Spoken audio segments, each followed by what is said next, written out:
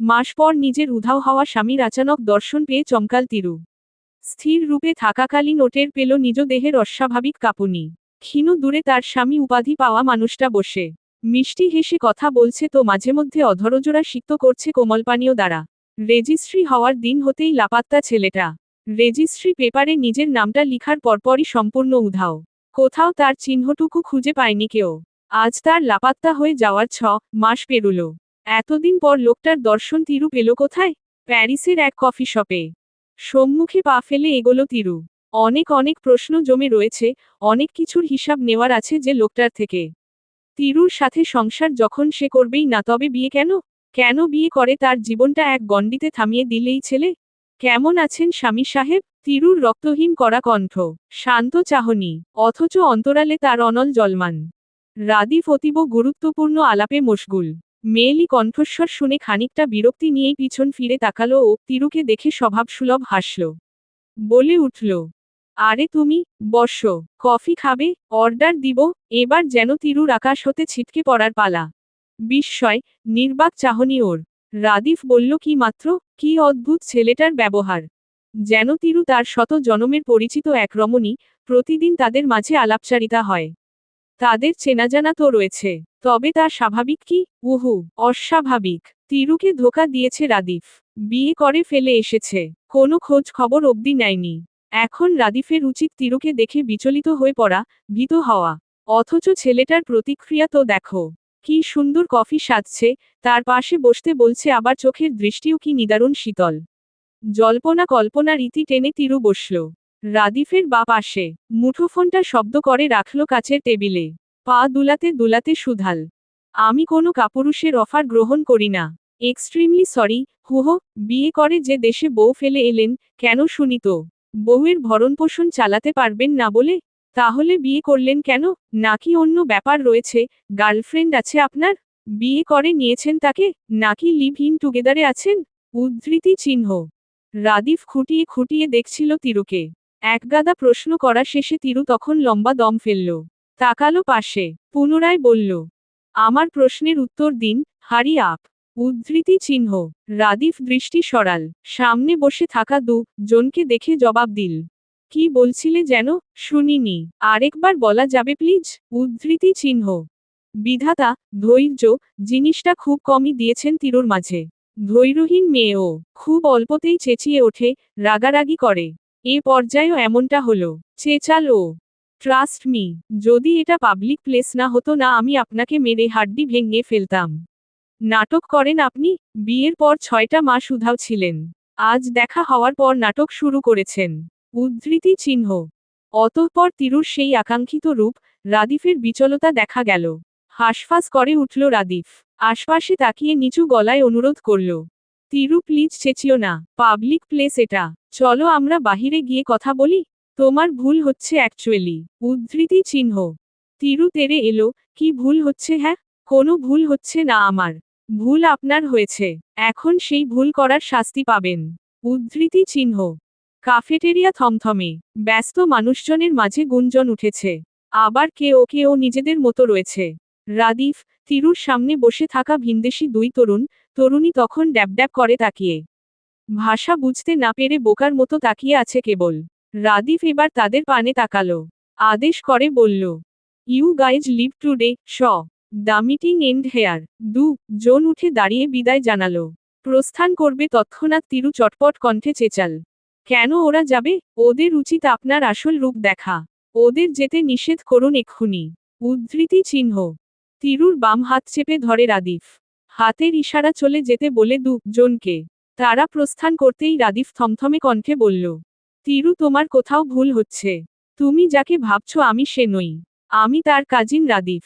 তোমার বিয়ে হয়েছিল সাদিফের সঙ্গে। একবার আমায় ভালো করে দেখো তো, আমি সে কিনা যার সঙ্গে তোমার বিয়ে হয়েছিল। উদ্ধৃতি চিহ্ন। ছটফটে তিরু স্থির হল। জহুরি চোখে পরখ করতে লাগলো রাদিফের মুখশ্রী। আচানক থমকাল সে। কি আশ্চর্য! এটাকে, এত মিল চেহারার। এতক্ষণ বাদে সূক্ষ্ম দৃষ্টিতে পরখ করতেই বোঝা যাচ্ছে মূল পার্থক্য। সাদিফের গায়ের রং বাদামি বর্ণের, আর সেখানে রাদিফ ধবধবে ফর্সা। চোখ, চেহারার গড়ন একই রকম দেখতে হলেও পার্থক্য লুকিয়ে রয়েছে অধরের মাঝে। অধরের গড়ন কিত ভিন্ন। রাদিফ তিরুর স্তব্ধতা দেখে সুধাল। তোমার মতো ভুল অনেকেরই হয়, হচ্ছে। কিন্তু একটু খেয়াল করে দেখলেই বোঝা যায় আমরা জন সম্পূর্ণ আলাদা দুটি মানুষ। আমার খালাতো ভাই হয় সাদিফ। উদ্ধৃতি চিহ্ন। জন দুই নারীর গর্ভে জন্মগ্রহণ করেও কিভাবে চেহারার গড়নের এতটা মিল নিয়ে জন্মেছে তার হিসাব মেলাতে পারছে না তিরু। এটা কি আদৌ সম্ভব? মাথা ঝাঁকাল ও জিজ্ঞেস করল, আপনার ভাই, সে কোথায়? আমায় বিয়ে করে কোথায় পালিয়েছে সে? যদি উধাও হতেই হতো তবে বিয়ে কেন করলো আমায়? উদ্ধৃতি চিহ্ন। রাদিফের মুখাবয়বে চিন্তার লেশ। সে ভাবছে কিছু। ভাবনার অন্তে থাকাকালীন বলে উঠল, সাদিফ প্যারিসেই আছে 6 মাস যাবৎ। উদ্ধৃতি চিহ্ন। চোখমুখ শক্ত হলো তিরুর। আমি তার সাথে দেখা করতে চাই। এক্ষুনি আমায় তার কাছে নিয়ে চলুন। যদি না নিয়ে যান তাহলে আমি আপনাদের দুই ভাইয়ের নামে প্যারিসেই মামলা করে বসব কিন্তু। উদ্ধৃতি চিহ্ন। রাদিফ খানিকটা হাসার চেষ্টা করল, রিল্যাক্স। নিয়ে যাচ্ছি তোমায়। এতটা হাইপার হওয়ার কিছু নেই। বাট আই থিঙ্ক কোথাও ভুল হচ্ছে তোমার। যেদিন তোমাদের রেজিস্ট্রি হলো সে সময়ের পর কি কোনো লেটার পাওনি? দয়ের মাঝে সরু ভাঁজ ফেলল তিরু। প্রশ্ন ছুড়ল, কিসের লেটার? উদ্ধৃতি চিহ্ন। সেই লেটার, যেখানে রয়েছে তোমার সব প্রশ্নের উত্তর। যাই হোক, আমার মনে হচ্ছে কোথাও একটা গন্ডগোল হয়েছে। সাদিফ তোমাকে বুঝিয়ে বলবে। চলো তবে। উদ্ধৃতি চিহ্ন। প্যারিসে চলমান শীতের তাণ্ডব। শুভ্র বরফে ঢাকা সড়ক থেকে শুরু করে বাড়িঘর। রাস্তায় গুটি কয়েক মানুষ। সরকার হতে সতর্ক জারি করা হয়েছে। ঘরে থাকতে বলা হচ্ছে সবাইকে, বিধায় অত্যন্ত জরুরি প্রয়োজন ছাড়া বাহিরে নেই কেউই। রাদিফ পার্কিং লটে এসে গাড়িতে বসল। ধূপধাপ দরজা খুলে লাগিয়ে রাদিফের পাশে বসল তিরুও। কিত বিরক্ত হলো রাদিফ। মেয়েটা একটু বেশিই করছে না? রাগ হলে রাগ ঝাড়বে সাদিফের ওপর। কেন তার ওপর এতটা রেগে এই মেয়ে? আশ্চর্য। গাড়ি চলছে মৃদু গতিতে। পৌঁছাতে বেশিক্ষণ লাগলো না, মাত্র 15 মিনিটের পথ। বাসায় প্রবেশ করতেই তিরু ছটফটিয়ে উঠল। কোথায় সাদিফ? কোথায় আপনার ভাই? জলদি ডাকুন তাকে। উদ্ধৃতি চিহ্ন। রাদিফ ধীরেসুস্থে বলল, বসুন। ও এখন বাসায় থাকে না। আসছেই হয়তো। উদ্ধৃতি চিহ্ন। জায়গাটা ছেড়ে চলে গেল রাদিফ। চঞ্চল তিরুকে দ্বিতীয়বার কোনো প্রশ্ন করার সুযোগ অবধি দিল না। তিরু বসে রইল সেখানটাতেই। ভাবল অতীত। বিয়ে হওয়ার পর যখন সাদিফ উধাও হলো তখন প্রায় দিশেহারা হয়ে গিয়েছিল তিরু। কি থেকে কি হলো বুঝে উঠতেই পারল না। এর মধ্যে সাদিফের পরিবার বলতে শুধুমাত্র তার দাদি ব্যতীত আর কেউ নেই। সাদিফ উধাও হওয়ার 5 দিন পরই তিনি মারা যান। তারপর সবকিছু কেমন অবিন্যস্ত হলো। তিরু পেল না সাদিফের খোঁজ খবর। ছেলেটার খোঁজ নিবে তার কোনো মাধ্যমই রইল না।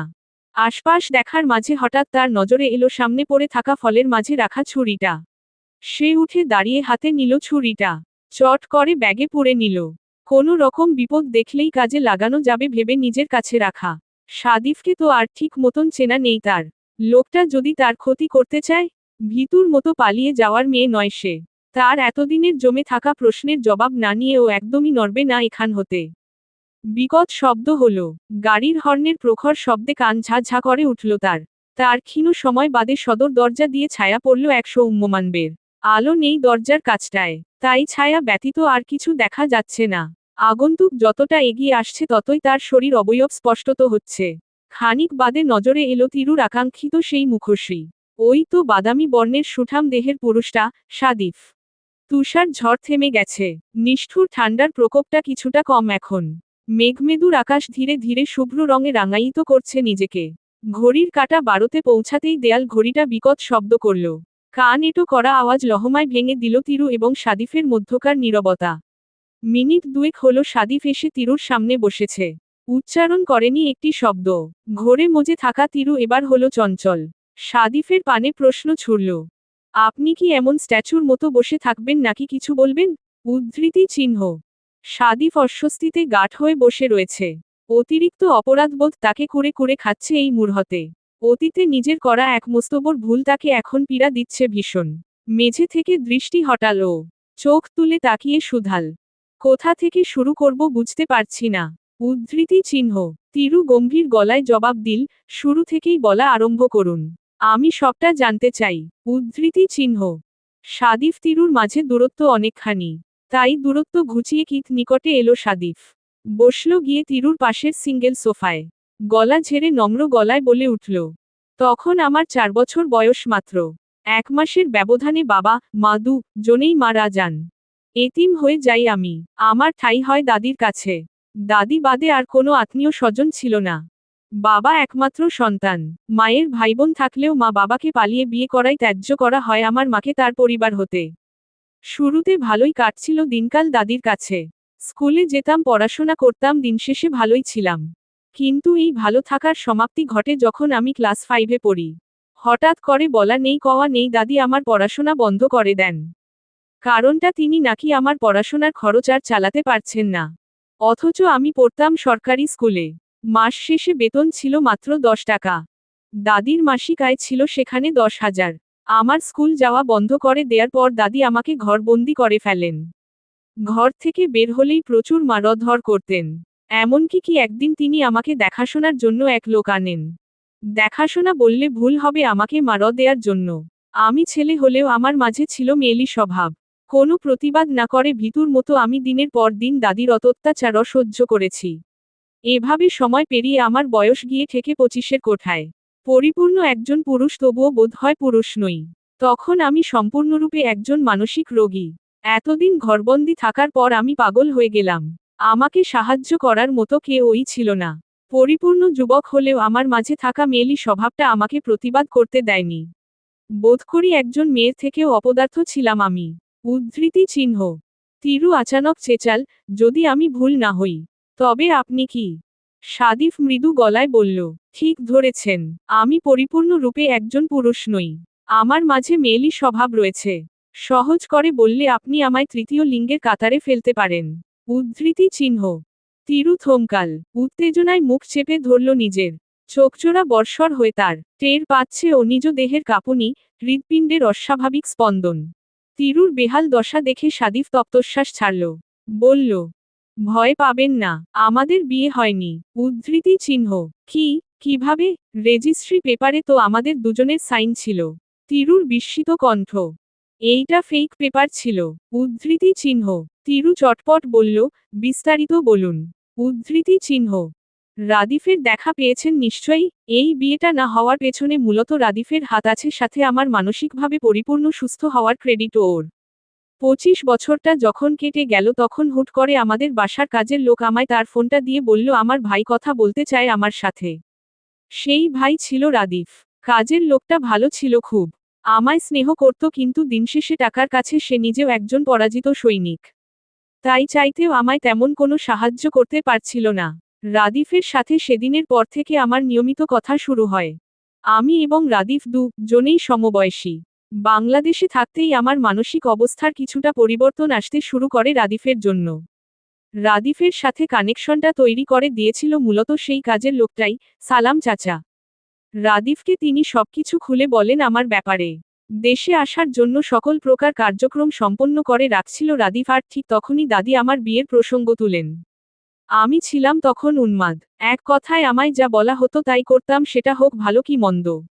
দাদি যখন বিয়ের প্রসঙ্গে কথা বললেন আমি হ্যাঁ বলে দেই, কারণ তখন আমার মনের মাঝে একটা ভীতি ছিল আমি যদি না করি তাহলে দাদি আমায় আবারও মারবে ন। যদিও বা আমার ওপর করা শারীরিক অত্যাচার বন্ধ হয়ে গিয়েছিল 18তেই। দাদি বিয়ের প্রস্তুতি নিতে থাকেন, তার মাঝে সালাম চাচা আমাকে জানায় আমার বিয়ে ঠিক হয়েছে আপনার সাথে। প্রতিক্রিয়াহীন ছিলাম। বিয়েটা যে কি জিনিস তখন তাও আমি বুঝতে পারছিলাম না। এতটা অধঃপতন হয়েছিল আমার মানসিক অবস্থার। তারপর সবকিছু খুব দ্রুত ঘটে যায়। বিয়ের দিন ঘনিয়ে আসে, সাথে রাদিফও দেশে ফিরে আসে। রাদিফ দাদিকে বোঝানোর চেষ্টা করে আর এটাই ছিল ওর করা মস্তবর ভুল। লোক দিয়ে রাদিফকে মেরে রতাত করে গ্রামের বাহিরে ফেলে আসা হয়। এর মাঝে সাহায্য করেন সালাম চাচা। রাদিফকে তখন হাসপাতালে ভর্তি করে, তিনি পুলিশের কাছে যেতে গিয়ে ফিরে আসে বিয়েটা ঠেকাতে। আপনার জীবনটা নষ্ট হয়ে যেত না হলে তখনই তিনি না এলে। তিনি উকিলের সাথে কথা বলে একটা নকল পেপার তৈরি করে টাকা খাইয়ে দাদির অগোচরে আসল পেপার সরিয়ে নকলটা দেয়া হয়। সাইন হয় নকল কাগজে। তারপর রাদিফ ফিরে আসে রাতেই। এসে থানায় কেস করতে চাইলে সালাম চাচা বাধা দিয়ে এদিকটা তিনি দেখে নিবেন বলে আমাকে নিয়ে চলে যেতে বলেন। রাদিফ তার কথা মেনে সেদিন রাতেই বাংলাদেশ ছেড়ে আমাকে প্যারিসে নিয়ে আসে। পাসপোর্ট, ভিসা আগে থেকেই ম্যানেজ করা ছিল আমার।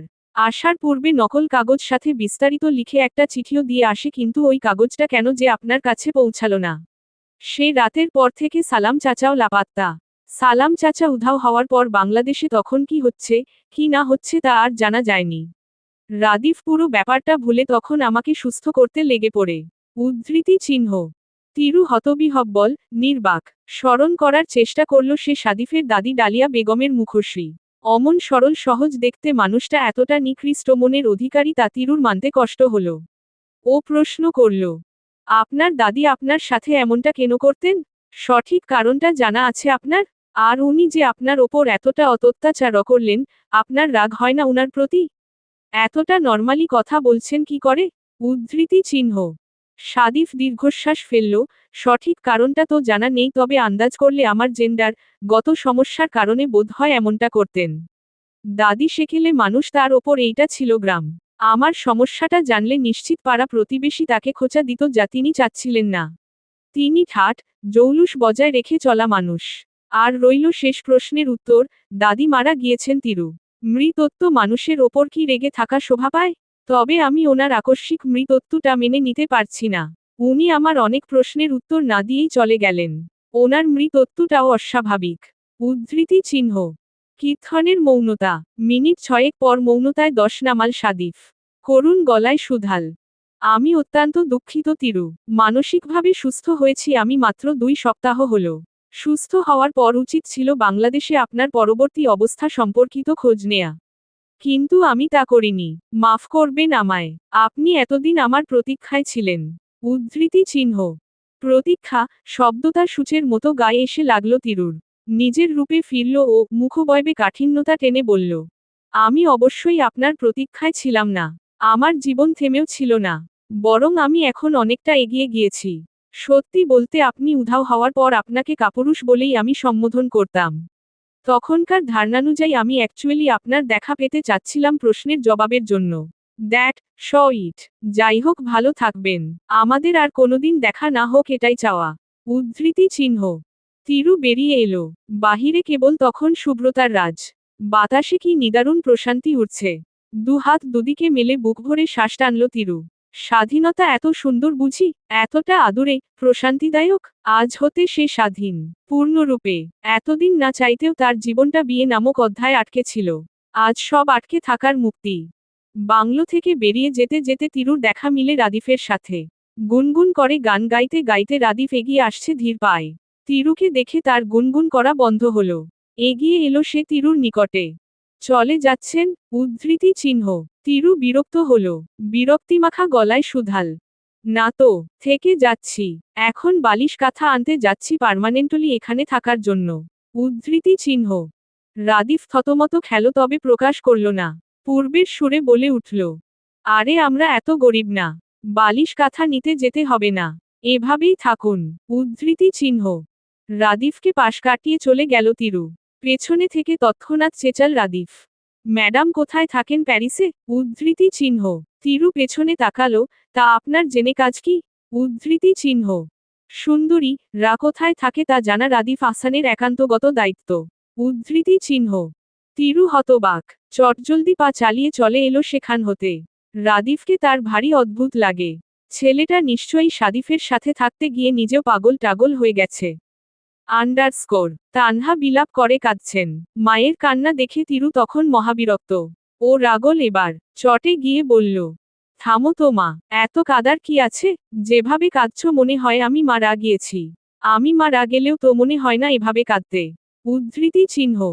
তানহা কান্নারত অবস্থায় মেয়েকে ধমকালেন, চুপ কর, সব সময় ফাজলামো। কি যে পাপ করেছিলাম আল্লাহ জানেন, যেই পাপের শাস্তি তিনি আমার মেয়েকে দিচ্ছেন। তোর নীরা খালাকে কত আপন ভেবেছিলাম। ও আমার চাচাতো বোন হয়ে আমায় এত বড় ধোকা দিল। নীরার ভরসাতেই তো অতটা খোঁজ খবর না নিয়ে তোকে এখানে বিয়ে দিব বলে ঠিক করলাম। দুনিয়াতে কারো ওপর আস্থা রাখতে নেই। আজ তোর বাবা নেই বলে এই দিন দেখতে হচ্ছে। কাছের আত্মীয় স্বজনও তো নেই, নীরা দুঃসম্পর্কের বোন। ওর ওপর কেন যে ভরসা করতে গেলাম আমি আল্লাহ। উদ্ধৃতি চিহ্ন। তিরু হাই তুলল, বলেছিলাম আমি। আর এই সব আত্মীয় স্বজনের নাম জীবনেও যদি মুখে নিয়েছ তুমি। আত্মীয় স্বজন নেই, ভালো হয়েছে। তোমার আর বাবার সম্পত্তি আমি একা বসে বসে খাবো। উদ্ধৃতি চিহ্ন। তানহা কাঁদছেন। তিরু মায়ের কান্না দেখতে দেখতে চোখ মুদে নিল। এইসব ঘটনা তার কিছুটা অবগত ছিল সে। সাদিফ মানসিক রোগী তা তিরু জানত। খবর নিয়ে জানতে পেরেছিল। মা কে বলে লাভ হয়নি। কারণ এর পূর্বে উল্টোপাল্টা বলে তিনটা বিয়ে ভেঙেছে সে। তানহা তা জানতে পেরে চতুর্থবার তাকে আর বিশ্বাস করেনি। তিরু সাদিফের সত্যতা তানহার নিকট টেনে হিচড়ে এনে পেশ করতেও পারেনি। কারণ বিয়ের দিন সকালে তাকে তানহা অবগত করেছিল আজ তার বিয়ে। অবশ্য সবটা পরে জাদুর মতো ঘটে যায়। বিয়েটা তো শেষে হলোই না। ঘটনার ১.৫ মাস। ভোরবেলা। তিরু সবে মাত্র ঘুম থেকে উঠেছে। হুট করে কল এলো তার ফোনে। তিরু রিসিভ করা মাত্র ওপাশ হতে তানহা চটজলদি বলল। চটপট কবুল বলে ফেলতো তিরু। ছেলে কবুল বলে দিয়েছে। এবার তুই কবুল বললেই বিয়েটা সম্পন্ন হবে। ঘুম ঘুম ভাবটা চট করে উবে গেল।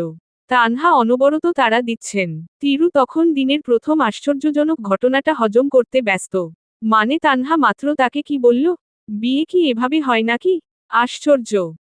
তিরু, রাজশাহী শহরের এক মফস্বল গ্রামে যার বেড়ে ওঠা বহু সংগ্রাম করে। সেই ছোট্ট তিরু আর আজকের সাহসী তিরুর মাঝে রয়েছে বেশ পার্থক্য। বাবা নেই তার, তিনি মারা গেছেন। তিরুর তখন কেবল ৫ বছর বয়স। নিকট আত্মীয় স্বজন তার থাকলেও তারা তিরুর খোঁজ খবর নিত না। তার কারণ তিরুর পরিবার ছিল অসচ্ছল। তিরুর চাচা, ফুপু তাদেরকে ছোট নজরে দেখতেন দারিদ্র দুর্দশার কারণে। তানহার পছন্দ ছিল না তা। তাই সে মেয়েকে নিয়ে এসে ওঠেন সেই মফস্বল গ্রামে। তারপর হতেই শুরু হয় লড়াই। বেঁচে থাকার লড়াই, এই পৃথিবীতে টিকে থাকার লড়াই। তিরুর জন্মের পর তানহার আর পড়াশোনা করা হয়নি। এতে যেন জীবন পরিচালনা করাটা ভারী দুষ্কর হয়ে পড়ে। তবুও দমেনি তানহা। গাধার খাটুনি খেটে মেয়েকে প্রতিষ্ঠিত করেছে। যথেষ্ট পরিমাণে সম্পদের মালিক হয়েছে। তিরুকে রাজশাহী বিশ্ববিদ্যালয়ে পড়িয়েছে, শেষে মাস্টার্স করতে দেশের বাহিরে পাঠিয়েছে। এত সব প্রাপ্তি সহজে হাতছানি দেয়নি। কি না সহ্য করেছে তানহা? বাজে লোকের উপদ্রব, প্রতিবেশীর কটু কথা আরও কত কি। তবুও সে ছিল শক্ত মানুষ। তাই তো এত দূর অবধি তার আশা। আর্থিক সচ্ছলতা আসতে শুরু করে দ্রুতই। ছোট্ট তিরু বিশাল স্বপ্ন নিয়ে বড় হয়। সে মুক্তি পাখি। আকাশে ডানা মেলে উড়তে চায়। বিশাল পৃথিবী দেখার বড় শখ তার। কিন্তু তানহা যে মানে না। একা কোথায় যেতে দিতে রাজি নন তিনি। তিরু তবুও স্বপ্ন দেখে, একদিন সে পৃথিবীর সব দেশ ভ্রমণ করে ফেলেছে। তিরুর এই মুক্তমনা মন তানহার কেন যেন পছন্দ নয়। সে তিরুকে বিয়ে দিতে তাই উঠে পড়ে লাগে। তার মতে জীবনে চলার পথ একজন নারীর পাশে পুরুষের থাকা অতি আবশ্যক। নতুবা এগিয়ে যেতে বহু কষ্টের মাঝে পড়তে হয়। তার মেয়ে সেই কষ্ট সহ্য করতে পারবে না। তাই তো একজন সুপাত্রের হাতে তিরুকে তুলে দেয়ার এতটা তোড়জোড় তার। তিরু মাকে বোঝাতেই পারল না, জীবনে চলার পথে পুরুষ মানুষ থাকা অতটা গুরুত্বপূর্ণ নয়। নিজে ভালো হলে সব ভালো। তাছাড়া এ যুগে বউয়ের এমন আকাশে উড়ে বেড়ানোর স্বপ্নকে বা গ্রহণ করতে চায়? তিরুর ভয় হয়, বড্ড ভয়। যদি তার স্বপ্ন পূরণে বাধা দেয় তার জীবনসঙ্গী, তবে কি হবে? এই ভয়ের দরুন বিয়ের প্রতি তার এতটা অনীহা। দুই মেরুর বাসিন্দা। কারো মতের মিলই হয় না। তিরু, এই তিরু, উদ্ধৃতি চিহ্ন। তানহার অধৈর্য গলা। মেয়ের এরূপ স্তব্ধতা দর্শন করে তিনি বিরক্ত। ভীষণ বিরক্ত। এতটা অবাক কেন হচ্ছে তিরু? সে তো তিরুকে বলেই রেখেছিল ছেলে দেখছে, একদিন হুট করে বিয়ের আয়োজন করে বসবে। বলেছে তো, তাহলে এখন এমন আহাম্মকের মতো হা করে তাকিয়ে আছে কেন মেয়েটা? আশ্চর্য। তিরু হুঁশে এলো, ছটফটিয়ে বলল, বিয়ে? আর ইউ সিরিয়াস মা? এখন বিয়ে? তুমি আমাকে কবুল বলতে বলছো? উদ্ধৃতি চিহ্ন। তানহা বিরক্তিমাখা গলায় শুধালেন, হ্যাঁ এখনই বিয়ে। কানে শুনিস না নাকি? কবুল বল। কাজী সাহেব তারা দিচ্ছেন তো। ছেলে সেই কখন কবুল বলে দিয়েছে। দেখি সুন্দর করে মাথায় কাপড় দে তো। ঠিকঠাক হয়ে বসো। উদ্ধৃতি চিহ্ন। মা তুমি বলো তো এভাবে কি বিয়ে হয়? বিয়ে কি এতটা তুচ্ছ তাচ্ছিল্য টাইপ ব্যাপার নাকি? ছেলেকে, কি করে, তার বায়োডাটাও তো পাঠালে না। হুট করে এভাবে কি বিয়ে করা যায়? উদ্ধৃতি চিহ্ন। কেন তোকে আগে থেকে বলে রেখেছিলাম না আমি হুট করে একদিন তোর বিয়ের আয়োজন করে ফেলব? আগে থেকে সেভাবে মানসিকভাবে তৈরি হতে বলিনি? উদ্ধৃতি চিহ্ন। তিরু দুঃখী গলায় বলল, বলেছ তো। কিন্তু তুমি যে এরকম বিয়ের আয়োজন করবে তাকে জানতো? জানলে আমি কখনো হ্যাঁ বলতাম না। উদ্ধৃতি চিহ্ন। তানহা গলা ঝাড়লেন। আশপাশে নজর বুলিয়ে তিনি চট করে ফোন নিয়ে বেরিয়ে এলেন বাহিরে। কণ্ঠের খাদ নামিয়ে বললেন, শোন তিরু, এবার আমি ছেলের খবরাখবর একা নিজেই নিয়েছি। একদম পাই টু পাই তথ্য জেনেছি। ছেলের সাথে আমি প্রায় 7-8 বার দেখা করে ফেলেছি। ছেলে দেখতে যেমন সুন্দর তেমনি তার ব্যবহার, আচার আচরণ মাশাআল্লাহ। ভালো পাত্র। তুই চিন্তা করিস না। ছেলের নাম অরণ। পরিবারে অসুস্থ বাবা আর 3 বোন আছে। তোর জন্য একটা সুখবরও আছে তিরু। ছেলে তো প্যারিসে সেটেল। তোকে আর দেশেও আসতে হবে না। জামাইকে নিয়ে প্যারিসেই থাকবি। উদ্ধৃতি চিহ্ন। তিরু মরা গলায় সুধাল, এখনই জামাই ডাকা শুরু করে দিয়েছ। বিয়েই তো হয়নি। উদ্ধৃতি চিহ্ন। হয়নি হয়ে যাবে। আরও শোন, ছেলে ইন্টার পাস। অরণের বাবা অনেক আগে থেকেই অসুস্থ বুঝছিস। ওদের সংসার চালাতো ওর মা। কিন্তু তিনি মারা গেছেন তাই পরিবারের হাল ধরতে বেচারা ছেলেটা এইচএসসি দিয়েই চলে যায় প্যারিস। প্যারিসে এখন ওর নিজস্ব একটা রেস্টুরেন্টও রয়েছে। টাকা পয়সার অভাব নেই। তুই সুখে থাকবি মা। উদ্ধৃতি চিহ্ন। তিরু গম্ভীর কণ্ঠে বলে উঠল, টাকা পয়সা কখনো সুখ এনে দিতে পারে না আম্মু যদি না মানুষটা ভালো হয়। আর ছেলে ইন্টার পাস, আমি মাস্টার্স করছি আম্মু। উদ্ধৃতি চিহ্ন। তানহা থমকালেন যেন। চক্ষু জোড়া বর্ষর করে তাকালেন তিনি তিরুর পানে। তানহার এরূপ প্রতিক্রিয়া দেখে তিরু হতভম্ব। সে কি কোনো ভুল কথা বলে বসল কি? তার ভাবনার মাঝেই তানহা চেঁচালেন, তিরু, আমার বিশ্বাস হচ্ছে না তুই এমন কথা বলছিস। এটা তুই বলতে পারলি তিরু? ছেলেটা ইন্টার পাস বলে ওকে তুই ছোট করলি? আল্লাহ তায়ালা এই দিন দেখানোর জন্য আমায় বাঁচিয়ে রেখেছেন। আমি তো বিশ্বাসই করতে পারছি না। এই শিক্ষা দিয়ে বড় করেছি তোকে, তুই অহংকার দেখালি? ভুলে যাস না আমাদের অতীত তিরু। উদ্ধৃতি চিহ্ন। তিরু বিচলিত হল, মা রিল্যাক্স।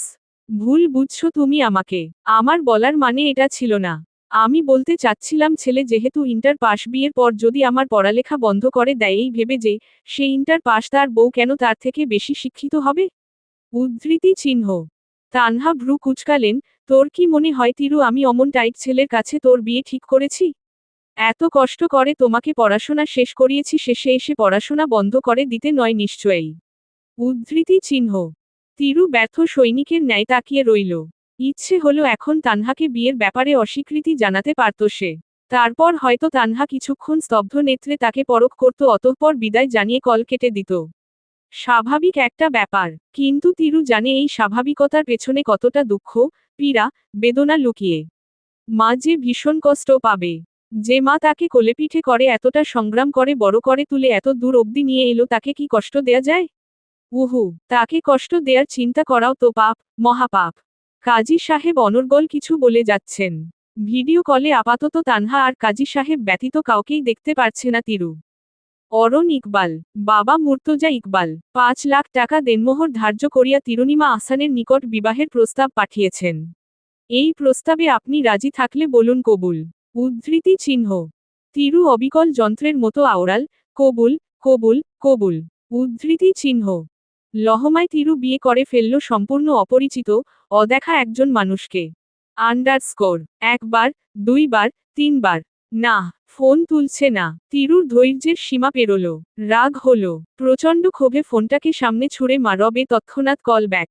শান্ত হলো তিরু। লম্বা লম্বা শ্বাস টানল। অপর পক্ষের মানুষটার সাথে রেগে কথা বলার ইচ্ছে নেই।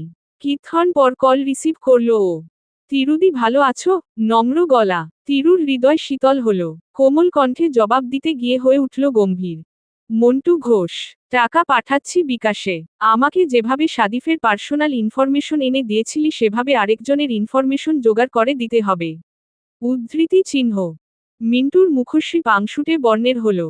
ও অসহায় গলায় জিজ্ঞেস করল, তুমি আবারও আমাকে মন্টু বলে ডাকছো দিদি? হ্যাঁ, এখন এসব কথা রেখে কাজের কথায় আয়। তুমি কি অরণ দাদার ইনফরমেশন চাচ্ছ এবার? উদ্ধৃতি চিহ্ন। তিরু কপালে সরু ভাঁজ ফেলল, তুই জানলি কি করে? উদ্ধৃতি চিহ্ন। মিন্টু হাসল, এটা তো জানা কথা। যাই হোক তিরু দিদি অরণ দাদার ইনফরমেশন জোগাড় করার কোনো প্রয়োজন নেই। দাদাকে আমি বেশ ভালো করেই চিনি। দাদা যে কি একটা ভালো মানুষ তা উনার সাথে পরিচিত না হলে জানতে পারবে না। ইংরেজ সাহেবদের মতো ফটর ফটর করে ইংলিশে কথা বলতে পারে। ভারী ভদ্র লোক। দেখতেও ফিল্মের নায়কদের মতো। তোমার মা এবার একটা খাঁটি সোনা খুঁজে এনেছে। অরণ দাদা দেশে এলেই আমার সাথে দেখা করে। অরণ দাদার চরিত্র ফুলের মতো পবিত্র। চোখ বন্ধ করে তার সাথে চুটিয়ে সংসার করা শুরু করে ফেলো। উদ্ধৃতি চিহ্ন। অরণ প্যারিসে নেই, ছুটিতে বাংলাদেশে গিয়েছে, আজ প্রায় 8 দিন হলো। 14 দিনের মাথায় প্যারিসে ফিরে আসবে, এমনটাই বলছিল তানহা সকাল সকাল ফোন করে। তিরু তানহার কথায় বিশেষ গুরুত্ব দেখায়নি। কথা শুনে হাই তুলে ফোন রেখে দিয়েছে। সে বর্তমানে স্থির হয়ে বসে ঘুম ঘুম ফোলা চোখে তাকিয়ে আছে সামনে। বিগত দিনের নিজের জীবনে ঘটে যাওয়া ঘটনাগুলো স্লাইড শো আকারে চোখের সামনে ভাসছে তার। একটু বেশি কি সিনেমাটিক হয়ে গেল না সব ব্যাপারগুলো? হ্যাঁ, আসতে পারে জীবনে অদ্ভুত মূর্হত, তাই বলে এতটা কি? তিরুর তা জানা নেই। সে আফসোসও করে না, দুঃখও পায় না, বিয়ে তো একটা করতেই হতো তার। নয়তো তানহা যে শান্তি পেত না। তিরু কি মায়ের খুব বাধ্যগত সন্তান? না। সকল কথা অক্ষরে অক্ষরে পালন করে? না। তিরু বড্ড অবাধ্য মেয়ে। মায়ের কোনো কথা সে আজ পর্যন্ত মেনেছে কি না জানা নেই। কিন্তু শেষে এসে বিয়েতেই কেন যে বাধ্যগত হয়ে গেল তা তার জানা নেই। হয়তো স্রষ্টা এটাই চান। তিরুর কপালে বোধ হয় অরণ নামের সেই অদেখা পুরুষটিই ছিল। Tiru, are you okay? উদ্ধৃতি চিহ্ন। চোখ বন্ধ করল তিরু, ফেলল লম্বা দীর্ঘশ্বাস। আহ, তার এত সুন্দর নামটা এই ভিনদেশী মানুষগুলো ঠিক মতো কেন উচ্চারণ করতে পারে না? কেন? তিরু উঠে দাঁড়ালো, হতাশ চোখে পরখ করল তার সম্মুখে অবস্থানরত মেয়েটাকে। মেয়েটার নাম ইলি, তার রুমমেট। একই সাথে থাকে ওরা। ইলি বাদেও আরও জন রয়েছে অবশ্য, কিন্তু তাদের সাথে তিরুর বিশেষ সখ্যতা নেই। বাকি মেয়ে দুটো তাকে ছোট নজরে দেখে। প্রথম কারণ সে থার্ড কান্ট্রি হতে আসা, এবং দ্বিতীয় কারণটা যে কি তা স্পষ্টত নয় এখন অবধি। তবে এতটুকু বুঝেছে তার বাকি জন রুমমেট সাউথ এশিয়াকে নিম্ন চোখে দেখে। তিরু তার লম্বা চুলগুলো হাতখোপা করে নিতে নিতে ইলিকে প্রত্যুত্তর করল। Yeah, fine. Why you are asking me this? উদ্ধৃতি চিহ্ন। ইলি সঙ্গে সঙ্গে জবাব দিল না। ও আস্তে ধীরে হেঁটে এসে বসল বিছানায়। তিরুর হাত টেনে ধরে তাকেও বসিয়ে দিল পাশে। অতঃপর ধীর গলায় শুধাল, তুমি কি তোমার হ্যাজবেন্ডকে মিস করছো টিরু? ইলির প্রশ্নে ভ্যাবাচেকা খেল তিরু। মেয়েটি হুট করে হ্যাজবেন্ডের টপিক তুলল কেন? আশ্চর্য, ও প্রশ্ন করল। হঠাৎ আমার হ্যাজবেন্ডের ব্যাপার তোমার জিজ্ঞেস করতে ইচ্ছে হলো কেন? উদ্ধৃতি চিহ্ন। ইলি কিক্ষণ চুপ রইল, একদৃষ্টে তাকিয়ে রইল কেবল তিরুর পানে। তারপর যেভাবে হুট করে উদয় হয়েছিল সেভাবেই ছুটে বেরিয়ে গেল। তিরু তখন বোকা বনে বসে। ইলিকে বড্ড অদ্ভুত লাগে তার। মেয়েটা ভারী উদ্ভট কাজকর্ম করে। মাঝে মধ্যে তার মনে হয় ইলির নিশ্চয়ই কোনো মানসিক সমস্যা রয়েছে। তার কাজকর্মই অমন অদ্ভুত ধরনের। ক্লাস শেষে মাত্রই রেস্টুরেন্টে প্রবেশ করেছে তিরু, ইলি। এখানে ওরা জন পার্ট টাইম জব করে। ইলি ওয়েটার এবং তিরু শেফের দায়িত্বে রয়েছে। রান্নার হাত দারুণ মেয়েটার, তাই শেফের জবটা পেতে তেমন কোনো অসুবিধা হয়নি। তিরু স্যান্ডউইচ তৈরি করে ট্রেতে রাখছিল, তখনই ছুটে আসে ইলি। মেয়েটা হাঁপাচ্ছে রীতিমতো। তিরু তাকে দেখে চিন্তিত হলো। Are you okay? এভাবে ছুটে এলে কেন ইলি? কোন সমস্যা হয়েছে কি? উদ্ধৃতি চিহ্ন। ইলি চটপট ইংলিশে বলে উঠল, ওই যে তোমাকে বলেছিলাম না আমাকে একটা ছেলে ধোঁকা দিয়েছে, তাকে তোমাকে চিনিয়ে দিব যাতে তুমি ওই ছেলের পাল্লায় না পড়ো। মনে আছে না? ছেলেটা এই রেস্টুরেন্টে এসেছে, তাও জানো কাকে নিয়ে? ওর বউ। উদ্ধৃতি চিহ্ন। তিরু বিশেষ আগ্রহ দেখালো না, ব্যস্ত হলো নিজের কাজে। ইলি তিরুর অনাগ্রহ দেখে দুঃখী গলায় বলল, তুমি ওকে দেখবে না? উদ্ধৃতি চিহ্ন। তিরু ইলির হাতে ট্রে ধরিয়ে দিয়ে তাড়া দিল, দেখব, আগে এটা ওই কর্নারের কাস্টমারকে দিয়ে আসো। উদ্ধৃতি চিহ্ন। ইলি হাওয়ার বেগে ছুটে গেল। তিরু অবাক, সে বুঝল না ইলি কেন তাকে ছেলেটার সাথে পরিচয় করিয়ে দেওয়ার জন্য এতটা উদ্গ্রীব। ইলি ফিরে এলো, তিরুর হাত টেনে ধরে কিচেন থেকে নিয়ে এলো বাহিরে। তারা দাঁড়ালো পাইন ট্রির ঠিক পেছনটায়। ইলি আঙুল দিয়ে ইশারা করে বলল, ওই দেখো, ওই যে একটা মেয়ের হাতে চুমু দিচ্ছে যেই ছেলেটা, ব্ল্যাক ড্রেস। উদ্ধৃতি চিহ্ন। তিরু তাকালো, যতটা অনাগ্রহে তাকিয়েছিল সেটা কেটে গেল লহমায়। উক্ত ছেলেটিকে দেখে ও থমকাল। রাদিফ? ইলি তোতাপাখির মতো অনবরত বলতে লাগল, চিনে রাখো সতা নটাকে। বউ রেখে এই ব্যাটা যে কত মেয়ের সাথে ফষ্টিনষ্টি করে। বিয়ে করেছে 5 বছরের বেশি। ওর ওয়াইফ সবকিছু জানে ইউনো, তবুও কিছু বলে না, সবই টাকার জোর। রাদিফ বলল, দেখে ও বিবাহিত জানার পরও সব মেয়েরা ওর সাথে লিভ ইনে যেতে এক পায়ে রাজি। কোনো মেয়ে যদি ওর নজরে আসতো কিন্তু ওকে পাত্তা দিত না, তখন ও ছ্যাঁচড়ার মতো ওদের পেছনে পড়ে ওদের ঠিকই হাসিল করে নিত, অতঃপর নির্দিষ্ট সময় বাদে ছুঁড়ে ফেলে দিত। আমি যদি আগে জানতাম টিরু, তাহলে কখনো ওই ছেলের পাল্লায় পড়তাম না। উদ্ধৃতি চিহ্ন। তিরু হা করে তাকিয়ে। রাদিফের চরিত্র এতটা বাজে, মাই গড। তিরু তো এখনো বিশ্বাসই করতে পারছে না। ছেলেটা তো তার সাথেও ফ্লার্ট করার চেষ্টা করেছিল। হয়তো সে সুযোগ দিলে বিরক্ত করা জারি রাখত। ভাগ্যিস তার বিয়েটা হয়ে গেছে। এই প্রথম বিয়েটা হওয়ার জন্য তার মনে প্রশান্তি অনুভূত হচ্ছে। আন্ডারস্কোর তিরু, আজ তোদের ওখানে সকাল 7:30টায় অরণ পৌঁছাবে কিন্তু। উদ্ধৃতি চিহ্ন। তিরু ভারী ব্যস্ত। দেরি হয়ে গেছে তার। তানহার কথায় বিশেষ ধ্যান দিচ্ছিল না। তবে অরণের প্রসঙ্গ আসতেই হিজাব পরা বন্ধ করে মায়ের পানে ফ্যালফ্যাল করে তাকালো। জিজ্ঞেস করল, কোথায় পৌঁছাবে? আমার বাসায়। তুমি ওনাকে আমার ঠিকানা দিয়ে দিয়েছ। উদ্ধৃতি চিহ্ন। না, তোর বাসায় কেন? প্যারিসে বলছি। তোর ঠিকানা দিব না কেন? তোর ঠিকানা তো সেই কবেই দিয়ে দিয়েছি। অরণ পৌঁছে তোকে হোস্টেল থেকে নিয়ে যাবে। উদ্ধৃতি চিহ্ন। তিরু আমতা আমতা করল, কোথায় নিয়ে যাবে আমাকে? উদ্ধৃতি চিহ্ন। কি বোকার মতো প্রশ্ন করছিস? অরণ যেখানে থাকে সেখানে নিয়ে যাবে। তোদের বিয়ে হয়েছে তো নাকি? একসাথে থাকবি না? অরণ বলেছে 12টার দিকে তোর ওদিকে যাবে। উদ্ধৃতি চিহ্ন। কিৎক্ষণ মৌন রইল তিরু। পরক্ষণেই তারা দেখিয়ে বলে উঠল, দেরি হচ্ছে মা, রাখলাম। উদ্ধৃতি চিহ্ন। তিরু ইলিকে ডেকে বেরিয়ে পড়ে চটজলদি। এখন হেঁটে যেতে হবে প্রায় 15 মিনিটের পথ। হাঁটার মাঝে তিরুর মস্তিষ্কে কেবল ঘুরপাক খাচ্ছে অরণের কথা। তিরু সময় দেখল, এখন 7টা বাজে। তার মানে অরণে প্যারিসে পা রাখবে আর আধা ঘন্টা পর। অরণের সাথে সাক্ষাৎ হবে 5 ঘন্টা বাদেই। অজান্তে তিরু কেঁপে উঠল। হৃৎপিণ্ডের স্পন্দন বেড়ে গেল খানিকটা। সেই বোধ হয় একমাত্র ব্যক্তি যে কিনা তার স্বামীকে বিয়ের 2 সপ্তাহ পেরিয়ে যাওয়ার পরও নিজ চোখে দর্শন করেনি।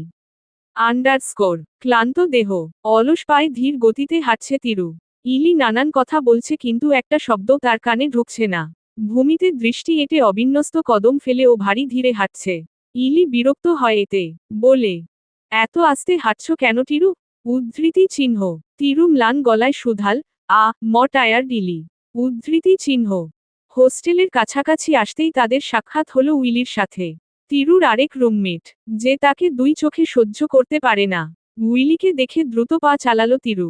মেয়েটার আশপাশে থাকতে তার ভালো লাগে না। কিভাবে যেন তাকায়, যেন তিরু এলিয়েন অথবা আবর্জনা কোনো। অদ্ভুত ব্যাপার হচ্ছে তিরুকে সর্বদা উপেক্ষা করে চলা উইলি তিরুকে দেখা মাত্র তার দিকে ছুটে আসছে। তিরুর নিকট পৌঁছে ও লম্বা শ্বাস টেনে বলে উঠল, তিরু, তোমার সাথে কেউ দেখা করতে এসেছে। উদ্ধৃতি চিহ্ন। তিরু প্রশ্ন করল, কে? উদ্ধৃতি চিহ্ন। ওনার নাম অরণ। গার্ডেনে অপেক্ষা করছে তোমার জন্য। মাদার তাকে হোস্টেলে যেতে দেয়নি। তিরুর চমকায়, লোকটা এসেও পড়েছে। ইলিকে রেখেই তিরু পা বাড়াল। কি আশ্চর্য, কি আশ্চর্য! তার এত অস্বস্তি হচ্ছে কেন? পা যেন চলছেই না। প্যারিসে গ্রীষ্ম আসে ভারী নিয়ম করে। এখানে হুট করেই রোদ উঠে যায় না। হুট করেই দেখা মিলে না সূর্যের। তীব্র শীতের অধ্যায় শেষে উপসংহারে দেখা মেলে মিষ্টি রোদের। আচানক নয়, ধীরে ধীরে। সূর্য পুরোদমে উঠতেই প্যারিসে আরম্ভ হয় রৌদ্দুরের রাজ। তিরুর গ্রীষ্মকাল ভারী পছন্দ। বিশেষ করে তার প্যারিসে গ্রীষ্মকালের আগমনের ব্যাপারটা খুব চমৎকার লাগে। বহুদিন যাবৎ অপেক্ষায় ছিল সে এই গ্রীষ্মের। কিন্তু হায়, আজ সেই কাঙ্ক্ষিত দিন এলেও তিরুর সেদিকে কোনো ধ্যানই নেই। তিরু হাঁটছে, অবিরত কদম ফেলে। গার্ডেনে যেতে একটু সময় লাগে। লম্বা করিডোর পেরিয়ে তবেই গার্ডেন। অবশ্য করিডোরটাকেও ছোটখাটো গার্ডেন বলা হলে ভুল হবে না।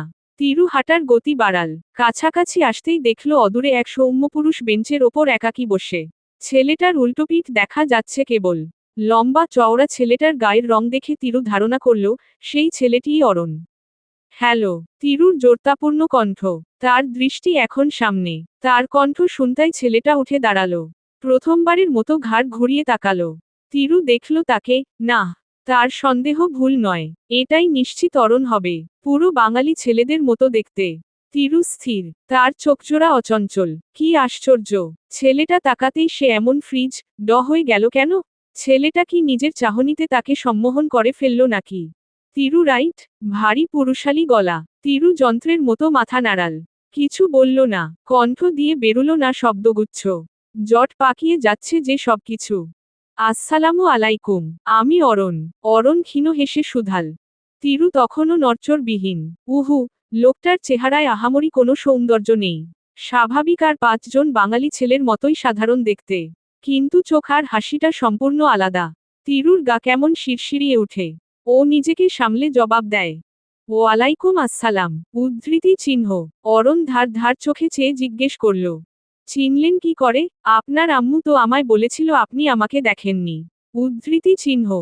তিরু রকপটে প্রত্যুত্তর করল, বাঙালি ছেলেদের চিনতে অসুবিধা হওয়ার কথা কি?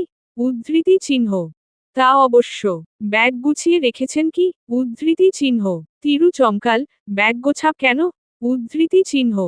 আন্টি আপনাকে বলেনি আজ আমি আপনাকে আমার সাথে নিয়ে যাব? আমার বাড়ি? না, আমাদের বাসায়। উদ্ধৃতি চিহ্ন। তিরু ইতস্তত গলায় বলল, অ্যাকচুয়ালি সামনে আমার এক্সামের সময়টাতে হোস্টেলে থাকলে ভালো হতো আর কি। সবার সাথে মিলেমিশে গ্রুপ স্টাডি করা যেত। উদ্ধৃতি চিহ্ন। অরণ চুপ রইল কিক্ষণ। অতঃপর মন্থর কণ্ঠে শুধাল, আমার ফুপি এসেছিলেন লিও থেকে আপনার সাথে দেখা করার জন্য। আপনি যদি এই সময় খুব বেশি ব্যস্ত না হন তবে কি একটু যেতে পারবেন? বেশি সময়ের জন্য না, জাস্ট একটু দেখা করেই চলে আসলেন না হয়। উদ্ধৃতি চিহ্ন। তিরু দ্রুত বলল, হ্যাঁ এই টাইমটাতে মোটামুটি ফ্রি থাকি। চলুন যাওয়া যাক। উদ্ধৃতি চিহ্ন। বলতেই তিরু থেমে গেল। পুনরায় আমতা আমতা করে শুধাল, আচ্ছা না, একটু থাকুন। হ্যাঁ, আমি বরং ফ্রেশ হয়ে আসছি। মাদার বাহিরের মানুষদের কিছুতেই এলাও করেন না ভেতরে যেতে। না হলে আপনাকে অবশ্যই ভেতরে আসতে বললাম। উদ্ধৃতি চিহ্ন। অরণ ছোট্ট করে জবাব দিল, ব্যাপার না, আপনি যান, আমি ওয়েট করছি। উদ্ধৃতি চিহ্ন। তিরু, ভীষণ শক্ত মনের, আবেগহীন হৃদয়ের অধিকারী মেয়ের নাম তিরু। যার মনে নেই কোনো আবেগের রাজত্ব, নেই কোনো অনুভূতি। ভালোবাসা যে কি জিনিস সে তা বোঝেই না। তবে নিয়ম কি বদলাতে চলেছে? সব সময় সবার চোখে চোখ রেখে টাস টাস করে কথা বলা তিরুর অরণের চোখে তাকাতে এত কেন জোরতা, অস্বস্তি? অরণ কথা বললেই কেন তার কণ্ঠ শুনে পুরো গা কেঁপে উঠে? কি আশ্চর্যজনক ব্যাপার! অরণ, ভারী মেপে মেপে কথা বলা মানুষ। মুখশ্রী জুড়ে তার নমনীয়তা, আলাদা এক শীতলতার রাজ রয়েছে। মুখশ্রীতে নমনীয়তা থাকলেও কণ্ঠস্বরটা কেমন ভারী ভারী। কানে লাগে, বুক দুরুদুরু করে কাঁপে। আর তিরুর ভীষণ পছন্দের চোখের দৃষ্টি। হ্যাঁ, আলাদা কিছু তো আছেই ছেলেটার চোখে। একদম আলাদা। অরণের চোখটা যেন বিরাট এক সমুদ্র। সমুদ্রের মাঝে বিস্তার করা কালশিটে মণি। যেন দিঘির জলে ভেসে বেড়াচ্ছে এক শুভ্র শাপলা। তিরু চটজলদি ফ্রেশ হয়ে তৈরি হয়ে নিল। Normal get up, navy blue রঙের জিন্সের সাথে সাদা রঙের কুর্তি। লম্বা চুলগুলো উঁচু করে ঝুটি করে ও ফোন হাতে তুলে ছুটল। ইতিমধ্যে 10 মিনিট লেট। লোকটা কি ভাবে কে জানে? অরণ হাঁটছিল। পদচারণকালীন তিরুকে দৌড়ে আসতে দেখে ভ্রু কুচকাল। এগিয়ে গিয়ে বলল, আস্তে থামুন, ছুটছেন কেন? উদ্ধৃতি চিহ্ন। তিরু তপ্তশ্বাস ফেলল, অনেক বেশি অপেক্ষা করিয়েছি আপনাকে, তাই না? উদ্ধৃতি চিহ্ন। না, কে বলেছে? মাত্র 5-10 মিনিট হয়েছে। আমি তো ধরে রেখেছিলাম আপনার কমপক্ষে 20 কি 25 মিনিট লেট হবে। উদ্ধৃতি চিহ্ন। এতটা এক্সট্রা টাইম ধরে রাখার কারণ? উদ্ধৃতি চিহ্ন। অরণ মৃদু হাসল, মেয়েদের নাকি তৈরি হতে লেট হয় একটু। তাই আপা আসার সময় বলে দিল। উদ্ধৃতি চিহ্ন। তিরু এ ব্যাপারে আর কথা বাড়াল না। অন্য প্রসঙ্গে চলে গেল। আপনার যে 3 বোন আছে তারা আপনার সাথে প্যারিসেই থাকেন? উদ্ধৃতি চিহ্ন। অরণ ভরাট কণ্ঠে জবাব দিল, না, ওরা বাংলাদেশেই থাকে। যার কথা বলেছি তিনি আমার ফুফাতো বোন হন। উদ্ধৃতি চিহ্ন। আচ্ছা। উদ্ধৃতি চিহ্ন। কথা বলার কোনো টপিক না পেয়ে তিরু চুপ হয়ে গেল। অরণও আর কথা বলল না। বলা বাহুল্য ইচ্ছে করেই যেন চুপ। তিরু কিছু বললে স্বল্প করে উত্তর দিয়ে নির্বাক রূপে ফিরে যাচ্ছে। তিরুর কেন যেন খারাপ লাগলো খানিক। অরণ কি তাকে এড়িয়ে যেতে চাইছে? মেট্রোতে উঠে জন দু প্রান্তে বসল। একসাথে সিট না পাওয়ার দরুন একত্রে বসার সুযোগটা হলো না। তিরু দূর হাতে মাঝে মাঝেই অরণের পানে দৃষ্টি ফেলছে। কেন যেন অরণের প্রতি তাকাতে তার ভালো লাগছে। অথচ নিষ্ঠুর ছেলেটাকে দেখো। একটি বারও তার দিকে তাকালো না। তিরুর তাতে অবশ্য বিশেষ কোনো হেলদোল নেই। পৌঁছাতে লাগলো 20 মিনিট। দরজা দিয়ে প্রবেশ করতেই তিরুর মাথায় বৃষ্টির মতো ঝরঝরিয়ে পড়ল গোলাপের পাপড়ি। তিরু চমকাল, তাকালো অরণের পানে। অরণ কণ্ঠের খাদ নামিয়ে বলল, কিছু মনে করবেন না, আমার ভাই বোনদের পাগলামি ছিল এটা। উদ্ধৃতি চিহ্ন।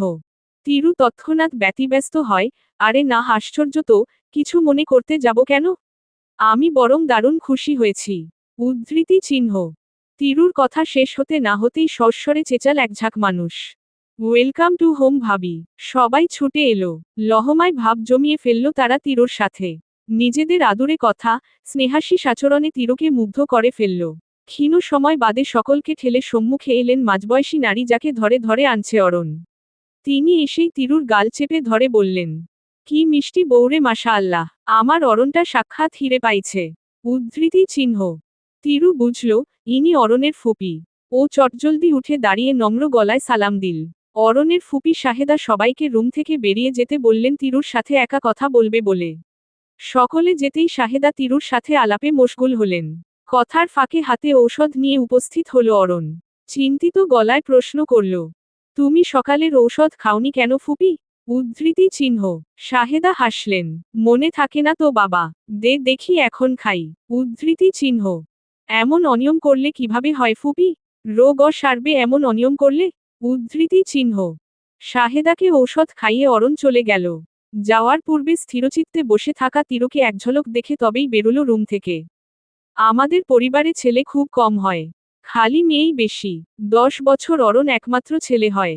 সবাই আদর করে লাটে উঠায় রাখতাম, কিন্তু ওর সুখ মনে হয় ওর 18 বছর পর্যন্তই কপালে লিখা ছিল। ভাবি যে ওদের এতিম করে রেখে যাওয়ার পরই শুরু হলো দুর্দশা। ছেলেটার স্বপ্ন ছিল ইঞ্জিনিয়ার হওয়া। সায়েন্স নিয়ে এইচএসসিতে কত ভালো যে রেজাল্ট করলো, কিন্তু সবকিছু তখন শেষ। একের পর এক বড় বড় দুর্ঘটনা আসতে থাকলো ওর জীবনে। সবকিছু সামলায় ও নিজের পরিবারের দেখভাল করত শান্ত থেকে, আমাদের সাথে হাসি মুখে কথা বলতো, কিন্তু ছেলেটার মনে যে কি আছে তা বুঝি। তুমি ওকে একটু দেখো বৌমা। তিরু মৌন রইল। মৌন রূপে মাথা নেড়ে সাই জানালো কেবল। রাত বাড়ছে, ঘড়িতে 8টা বেজে 30 মিনিট হলো কেবলমাত্র। ব্যাকুল তিরু ঘড়ি থেকে চোখ তুলল। তার চিন্তা এখন রাত বাড়া নিয়ে নয়। এই বাড়িটায় থাকতে তার ভালো লাগছে। বাসাটাকে বড্ড কাছের মনে হচ্ছে। আর এই বাড়ির মানুষগুলো যেন কত আপন, কত কাছের মানুষ তার। অরণের পরিবার চমৎকার, এটা নির্দ্বিধায় চোখ বন্ধ করে বলে দিতে পারবে তিরু। মা এবং সৃষ্টিকর্তার প্রতি কৃতজ্ঞতায় তার চোখ সজল হয়ে উঠল। আহ, পৃথিবীর মানুষ এত বুঝি ভালো হয়?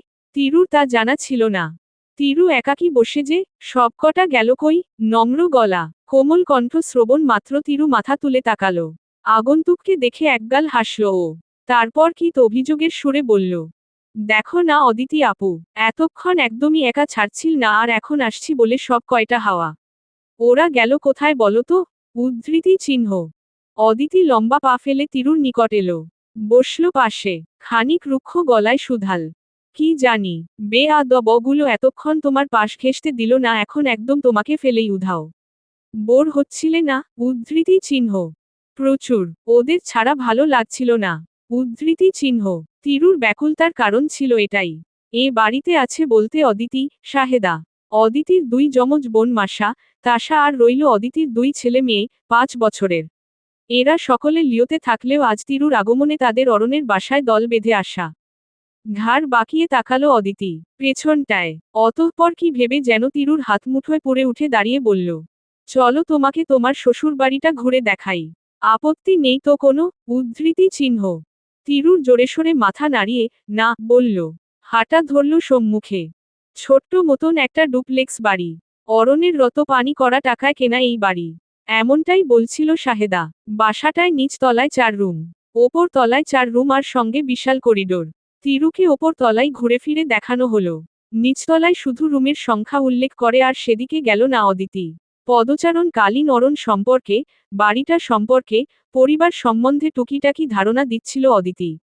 শেষে একদম কর্নারের রুমটার সামনে এসে তিরুকে নিয়ে সেখানে ঢুকল ও। রুমের ভেতর তিরুকে বসিয়ে ক্লান্ত গলায় বলল, আর এটা হচ্ছে তোমার স্বামীর রুম। এখন থেকে তোমারও রুম। ঘুরে ফিরে দেখো। আমি একটু নিচে গিয়ে দেখছি ওরা গেল কোথায়। কিছু দরকার হলে ডাকবে। অরণ ওয়াশরুমে গিয়েছে ফ্রেশ হতে, ও এক্ষুনি এসে পড়বে। উদ্ধৃতি চিহ্ন। অদিতি চটজলদি চলে গেল। তিরু থম মেরে বসে। ওয়াশরুম থেকে ঝোপাঝোপা পানি পড়ার শব্দ তার কানে এসে বাড়ি খাচ্ছে। কামরা দেখার প্রবল আগ্রহ থাকলেও অরণ রুমে উপস্থিত জানতেই অস্থির হয়ে রইল। ডানে বামে তাকালো না অবধি। তার অস্বস্তি হচ্ছে। অরণ আশপাশে থাকলেই তার এই অস্বস্তির পরিমাণটা দ্বিগুণাকার ধারণ করে। কে জানে কি আছে লোকটার মাঝে? সর্বদা সবার চোখে দৃষ্টি ফেলে চটাস চটাস কথা বলে তিরু আর তাকাতে পারে না এই মানবের চক্ষুদ্বয়ের মাঝে। দৃষ্টি মেলাতে পারেই না। ক্যাটক্যাট একটা শব্দ হলো। সোফাতে শটান হয়ে বসে থাকা তিরু মাথা তুলল। তৎক্ষণাৎ দৃষ্টি বিনিময় হয় অরণের সাথে। অপ্রতিভ দুজনেই। তিরু চট করে উঠে দাঁড়ালো। স্বীকারোক্তি দেয়ার ভঙ্গিতে আমতা আমতা করে বলল, আমি অ্যাকচুয়ালি অদিতি আপু এখানে বসতে বলে। তিরুকে থামালো অরণ। কাঁধ থেকে তোয়ালে হাতে নিয়ে এগিয়ে এলো সন্নিকটে। শীতল গলায় সুধাল, আমি তোমার কাছে জানতে চাইনি তুমি কেন এই রুমে এসেছো। এটা এখন তোমারও রুম, আসতেই পারো তিরু, কোনো বাধা নেই, এমন নার্ভাস হওয়ার কিছু নেই। ওকে। উদ্ধৃতি চিহ্ন। হুহ। উদ্ধৃতি চিহ্ন। অস্বস্তিতে বুঁদ হয়ে থাকা তিরুকে সেখানে ফেলেই অরণ এগোলো করিডোরে। ভেজা তোয়ালে মেলে দিতে। সুযোগ পেয়ে তিরু ছুটে বেরুতে নিতেই ধাক্কা খায় অদিতির সাথে। তিরুকে ছুটতে দেখে ছটফটে গলায় অদিতি প্রশ্ন ছুড়ল, কি হয়েছে তিরু, ছুটছ কেন? উদ্ধৃতি চিহ্ন। তিরু নত মস্তকে দাঁড়িয়ে, কণ্ঠের খাদ নামিয়েও শুধায়, রুম থেকে বের হচ্ছিলাম আপু, ছুটছি না। উদ্ধৃতি চিহ্ন। অরণ বেরিয়েছে? জি, উনি ব্যালকনিতে। উদ্ধৃতি চিহ্ন। জনের কথার মাঝেই অরণ এলো। অদিতি তীক্ষ্ণ দৃষ্টিতে তাকায় তৎক্ষণাৎ। অরণের মুখশ্রী পরখ করা মাত্রই হতাশা ছেপে এলো মুখবয়বে। অদিতি চিন্তিত হল, বিড়বিড় আলো, ছেলেটা নিজের মনের ভাব প্রকাশ করতে কবে শিখবে? কবে পেছনে ভুলে সামনে আগাবে? কাউকে একটুখানি ভরসা করবে? উদ্ধৃতি চিহ্ন। ঘাড় বাঁকাল তিরু, তাকালো অরণের পানে। মূলত অন্তরালে তার কৌতূহলের সৃষ্টি হয়েছে। অরণকে দেখে এভাবে অদিতির মুখবয়ব রেখা পরিবর্তনের কারণটা জানতেই পিছে ফেরা। তবে পিছু তাকাতেই ও খানিক চমকাল। কি আশ্চর্য! অরণের চোখটা অমন লাল হয়ে, কাঁদলে যেমন মানব চক্ষুদয় অশ্রু ত্যাগ করতে করতে চোখের সাদাটে অংশ লাল করে তোলে ঠিক তেমনি লাল হয়ে অরণের দুই চোখ। তিরু ভাবল, অরণ কেঁদেছে কি? কেন কেঁদেছে? পরক্ষণেই অরণের মুখশ্রীভাব দেখে নিজ ধারণা বদলালো সে। এমন লোকের পক্ষেও কাঁদা সম্ভব কি? উহু। অদিতি দীর্ঘশ্বাস ফেলল, থাক তুই। তিরুকে নিয়ে নিচে গেলাম। উদ্ধৃতি চিহ্ন। জায়গাটা ছেড়ে আসার পূর্বে ওরা জন অরণের ভারী কণ্ঠের জবাব শুনতে পেল। আমি এখনই আসছি, রাত হয়ে যাচ্ছে। তিরুকে হোস্টেলে দিয়ে আসব। উদ্ধৃতি চিহ্ন। লহমায় অরণ তোড়জোড় শুরু করল তিরুকে হোস্টেলে রেখে আসার জন্য। শাহেদা রাগারাগি করলেও বিষয়টা পাত্তা দিল না অরণ। তিরু বিদায় নিল সকলের থেকে। অরণ তার বন্ধুর গাড়ি নিয়ে এসেছে তাকে হোস্টেলে রেখে আসতে। মেট্রোতে তিরু কমফোর্টেবল ফিল করবে না এই ভেবে অরণের বন্ধুর হতে গাড়ি আনা। তিরু সিটবেল্ট লাগাতে লাগাতে প্রশ্ন করল, গাড়িটা আমায় নিতে যাওয়ার সময় আনলেন না কেন? উদ্ধৃতি চিহ্ন। অরণ তাকায় বামে, বলে, কারণ গাড়িটা আমার নয় আমার বন্ধুর। উদ্ধৃতি চিহ্ন। তিরু অবাক হল, ওমা, আপনার ফ্রেন্ডের গাড়ি আনলেন কেন? মেট্রোতেই তো যেতে পারতাম। উদ্ধৃতি চিহ্ন। আমার মনে হয়েছে তুমি মেট্রোতে আনিজি ফিল করবে তাই এই ব্যবস্থা। উদ্ধৃতি চিহ্ন। তিরু চমকাল, চট করে তাকালো পাশে। তাদের মাত্র কয়েক ঘন্টার পরিচয়। এতটুকু পরিচয় ছেলেটা এতটা ভাবা শুরু করেছে তাকে নিয়ে, এতটা যত্ন নিচ্ছে। প্রায় তো 1 বছর হতে চলল এখানে আসার। এখানে আসার পর হতে মেট্রোতে নয়তো বাসেই চলাচল। আনিজি ফিল করব কেন? উদ্ধৃতি চিহ্ন। অরণ এ পর্যায়ে কোনো জবাব দিল না। ফিরে গেল নিজের রূপে। বরাবরের মতো এবারও গায়ে লাগলো তিরুর। লোকটাকে প্রশ্ন করলেই এক পর্যায়ে এসে চুপ হয়ে যায়। আর কোনো প্রত্যুত্তর নেই। কেন এমন অরণ? অদিতি তো বলেছিল বড্ড চঞ্চল, এক্সট্রোভার্ট টাইপের ছেলে অরণ। তবে তিরুর নিকট এলেই কেন এমন নিশ্চুপতা? কাঙ্ক্ষিত স্থানে আসতেই তিরু গম্ভীর গলায় জবাব দিল, থামুন এখানেই নেমে যাব। উদ্ধৃতি চিহ্ন। অরণ প্রশ্ন করল, কিন্তু তোমার হোস্টেল তো আরো সামনে। উদ্ধৃতি চিহ্ন। কিন্তু আমি এখানেই নামতে চাই। উদ্ধৃতি চিহ্ন। গাড়ি থামল। সিটবেল্ট চটজলদি খুলে নেমে পড়ে তিরু। পা বাড়ায় দ্রুত গতিতে। পেছনে থেকে হুট করেই ডাক পড়ে তার, তিরু একটু দাঁড়াও। উদ্ধৃতি চিহ্ন। তিরু দাঁড়ালো। ভাবল এই হয়তো অরণ তাকে সরি বলে দুঃখ প্রকাশ করে তার জিজ্ঞেস করা সকল প্রশ্নের উত্তরের জবাব দেবে। কিন্তু না, তিরুকে হতাশ করে অরণ বলল, তিরু, তুমি এখন আমার স্ত্রী। তোমার প্রতি একটা দায়িত্ব আছে আমার। আমি চাই স্বামী হিসেবে সেই দায়িত্বটা পালন করতে। তুমি রেস্টুরেন্টের চাকরিটা ছেড়ে দাও। আমি আলিশান জীবনযাপন করব আর আমার স্ত্রী কষ্ট করে রেস্টুরেন্টে জব করে নিজের ভরণপোষণ চালাবে এটা আমার জন্য কষ্টদায়ক।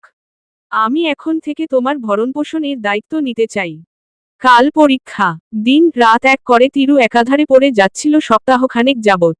রেস্টুরেন্টে তার যাওয়া হচ্ছে না। এমন নয় যে সে অরণের কথাটা মেনেই যাচ্ছে না। যাওয়া হচ্ছে না কেবল পরীক্ষার পড়ার জন্য।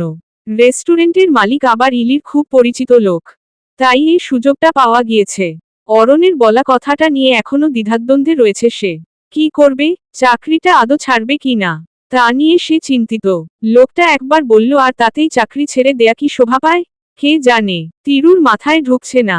মায়ের সাথে সে পরামর্শ করবে ভেবেছিল, কিন্তু পরদিনই তানহা কল করে পাই পাই করে বলে দিয়েছে অরণ যাই বলে তা শুনতে। তার অবাধ্য না হতে। তিরু অবশ্য তার প্রত্যুত্তরে কিছু বলেনি। শুনে কল খট করে কেটে দিয়েছে। ইলি শব্দ করে দরজা লাগালো। চেঁচিয়ে উঠল, উইলি তুমি রাদিফের সঙ্গে রিলেশনে গিয়েছ? Are you fucking kidding with me? উদ্ধৃতি চিহ্ন। ইলির আচানক আগমন, উচ্চস্বরে চেঁচানো আর শেষে রাদিফের প্রসঙ্গ আসতেই তিরু আড়মোড়া ভেঙে বই থেকে মুখ তুলল। উৎসুক দৃষ্টিতে তাকালো ও উইলির পানে। মেয়েটা ভাবলেশহীন। ফোনে দৃষ্টি ফেলে আপেলে ছোট্ট ছোট্ট কামড় বসাচ্ছে। ইলি পুনরায় গর্জে উঠল, উইলি আমি তোমাকে বলছি কিছু শুনতে পাওনি তুমি? তোমাকে বলেছিলাম আমি রাদিফের থেকে দূরে থাকতে। তুমি কি চাও আমি বাবার কাছে বলি এসব কথা? উদ্ধৃতি চিহ্ন। বল। তুই বললে আমিও বলবো আমার আগে তুই রাদিফের সাথে রিলেশনে ছিলি এবং ফিজিক্যালি অ্যাটাচ ডও হয়েছিস। উইলির সোজাসাপটা উত্তর। আগ্রহ হারালো তিরু। কানে ইয়ারফোন গুজে ও মগ্ন হলো অঙ্ক কষতে। উইলি ইলির বোন, সৎ বোন বলা চলে। ইলি তার বাবার প্রথম পক্ষের স্ত্রীর সন্তান এবং উইলি দ্বিতীয় পক্ষের সন্তান। ওদের মাঝে প্রায়শই ঝগড়া হয়, তর্ক হয়। এসব দেখে ক্লান্ত তিরু প্রথম প্রথম থামাতে যেত, কিন্তু পরবর্তীতে খেয়াল করে তিরু দুই বোনের মাঝে গেলে উইলি আরও হিংস্র হয়ে যায়। এরপর হতে ওদের মাঝে বাগড়া দেয়নি সে। কিছুক্ষণ বাদে রুম থেকে রেগে বেরিয়ে যায় উইলি। ইলি তার প্রস্থান দেখে আহত নয়নে ব্যথিত হৃদয় গুনগুনিয়ে কেঁদে উঠতেই তার ওপর দৃষ্টি পড়ে তিরুর। তপ্তশ্বাস ফেলে স্থান ছেড়ে সে উঠে এলো। ইলির নিকট এগিয়ে কাঁধে হাত চেপে বলে উঠল, don't Cry Ili, please stop. উদ্ধৃতি চিহ্ন। ইলি ফোপাতে ফোপাতে জবাব দেয়, কাঁদব না তো কি করব টিরু? উইলি কেন বোঝে না আমার কথা? আমি তো ওর ভালো চাই। ও আমার বোন। ও কবে আমার কথা মানবে টিরু? কবে আমাকে একটু ভালোবাসবে? বাবা মার স্নেহ তো পাওয়ার সুযোগ হলো না, এখন কেবল বোনের ভালোবাসা চাচ্ছি। স্রষ্টা কি সেটাও আমার কপালে রাখেনি? উদ্ধৃতি চিহ্ন। তিরু করুণ চোখে তাকালো। ভীষণ করে বলতে চাইল, তোমাকে উইলি কিভাবে ভালোবাসলে ইলি? ও তো তোমাকে বোন হিসেবে মানেই না। সর্বদাই তুচ্ছ করে তোমায়। ঘৃণা করে। এটা কবে বুঝতে পারবে তুমি? উদ্ধৃতি চিহ্ন। তবে ও বলল না। এই কথাটা বললে ইলি আরো ভেঙে পড়বে না? তার জন্য বিষয়টা এড়িয়ে গেল। খানিক হাসার চেষ্টা করে সুধাল। উইলি আমাদের কত ছোট ইলি। কেন বুঝো না তুমি? ছোট্ট মানুষ, তাই তোমার কথা বুঝতে চাচ্ছে না। আরেকটু বড় হলে ঠিকই বুঝবে। এখন কান্না বন্ধ করে পড়তে বসো তো দেখি। কালকের পরীক্ষায় ফেল করতে চাও নাকি? উদ্ধৃতি চিহ্ন। ইলি কিছুক্ষণ মৌন রইল। আপনমনে দুঃখগুলো অন্তরালের খাঁচায় বন্দি করার চেষ্টা করল। উহু, হচ্ছে না যে। দুঃখের পরিমাণটা তার এতটাই বেশি যে মন গহীনে লুকিয়ে রাখা দায় হয়ে পড়েছে। কান এঁটো করা শব্দে ফোন বেজে উঠল। চমকাল দুজনেই। তিরুর ফোন। ইলির ভেজা গাল হাতে মুছে তিরু গেল ফোনের নিকট। আননোন নাম্বার হতে ফোন। তার কপালে ভাঁজ পড়ল। খানিকটা চিন্তিত হয়েই কল রিসিভ করল। অরণ বলছিলাম। ভারী কণ্ঠ। তিরু স্তম্ভিত। কতদিন পর, ঠিক কতদিন পরেই গা শিরশির করে দেয়া কণ্ঠ শুনছে সে। এক কি দুদিন, না, পুরো একটা সপ্তাহ পর। এতদিন এই লোকটা ফোন দেয়নি দেখে বিন্দুমাত্র খারাপ লাগা কাজ করেনি তার। অরণকে মনেও পড়েনি, কিন্তু আজ দেখো তো, লোকটা ফোন দিল আর সাথে সাথেই তার নিষ্ঠুর, বেইমান মস্তিষ্ক বারংবার বলতে লাগলো, এই তো, এই কণ্ঠের অপেক্ষাতেই তো ছিলাম। একক উদ্ধৃতি চিহ্ন। তিরু, তিরু আপনি কি লাইনে আছেন? শুনতে পাচ্ছেন কি? ধৈর্যহারা শোনালো অরণের গলা। বিমূর তিরু হুঁশে এলো। চটপট সুধাল, জি আছি তো, বলুন। এত রাতে ফোন দিলেন যে? কোনো সমস্যা কি? উদ্ধৃতি চিহ্ন।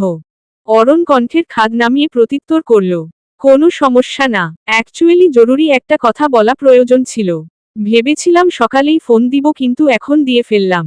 আপনি তো মেবি ঘুমননি, তাই না? উদ্ধৃতি চিহ্ন। না, ঘুমাইনি, পড়ছিলাম। উদ্ধৃতি চিহ্ন। কথার মাঝে তিরু খেয়াল করল অরণ তাকে একবার তুমি তো কখনো আপনি বলছে। এ প্রসঙ্গে প্রশ্ন তুলল সে তৎক্ষণাৎ। আচ্ছা ওয়েট, আপনি একবার আমায় আপনি তো আরেকবার তুমি বলছেন কেন বলুন তো? ফিক্সড কিছু একটা ডাকুন না। উদ্ধৃতি চিহ্ন। আচ্ছা, আই উইল ট্রাই। যার জন্য কল করা আপনাকে। আমি কাল আপনাকে এক্সাম হলে দিয়ে আসব। কষ্ট করে আপনি হোস্টেলের নিচে 5 মিনিট দাঁড়িয়ে থাকলেই হবে। উদ্ধৃতি চিহ্ন। তিরু অবাক। বলল, কষ্ট করে আপনি কেন আবার আসতে যাবেন? আমি বাসে করে চলে যাবনে। আপনার আসার দরকার নেই। উদ্ধৃতি চিহ্ন।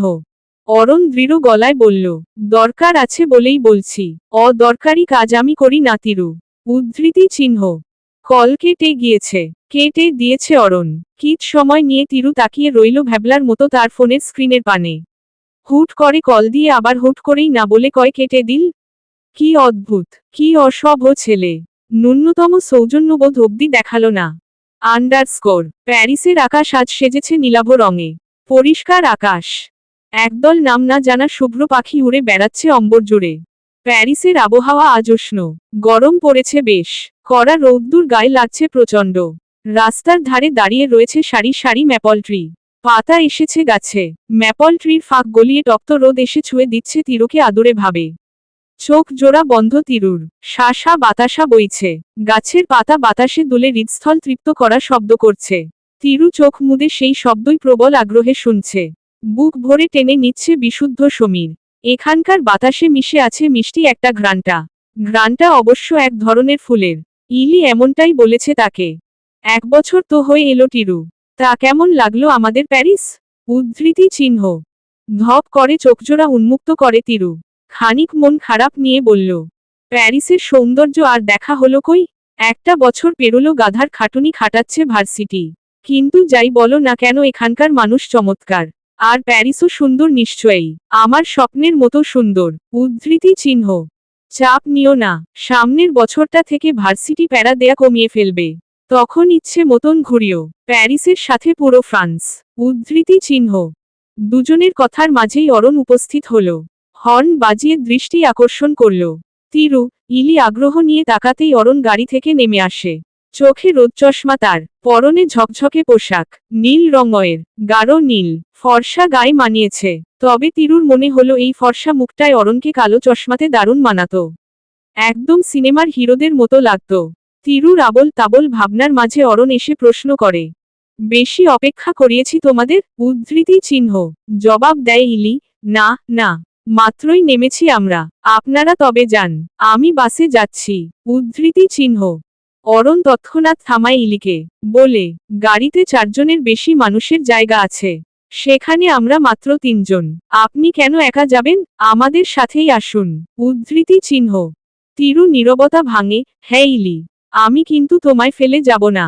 উদ্ধৃতি চিহ্ন। 2 জনের তুমুল জোড়াজুড়িতে ইলি গাড়ির পেছনে গিয়ে উঠল। তারপর তিরু উঠতে নিবে তখন পেছনে হতে অরণ তাকে দরজা খুলে দেয়। তিরু এক ঝলক তাকালো ছেলেটার পানে। অরণের দৃষ্টি তখন অন্যত্রে। তিরু উঠে বসল। ইস, আজ সবকিছু তার এত ভালো লাগছে কেন? অরণ, ইলি গল্প জুড়ে দিয়েছে। কতটা মুক্ত মনা, প্রাণোচ্ছল লাগছে অরণকে। অথচ তিরুর সাথে কথা বলতে গেলেই তার সব জোরতা, গম্ভীরতা এসে জোরে বসে। কেন? তিরুকে কি তার ভালো লাগেনি? ফুরফুরে মেজাজটা দপ করে নিভে গেল।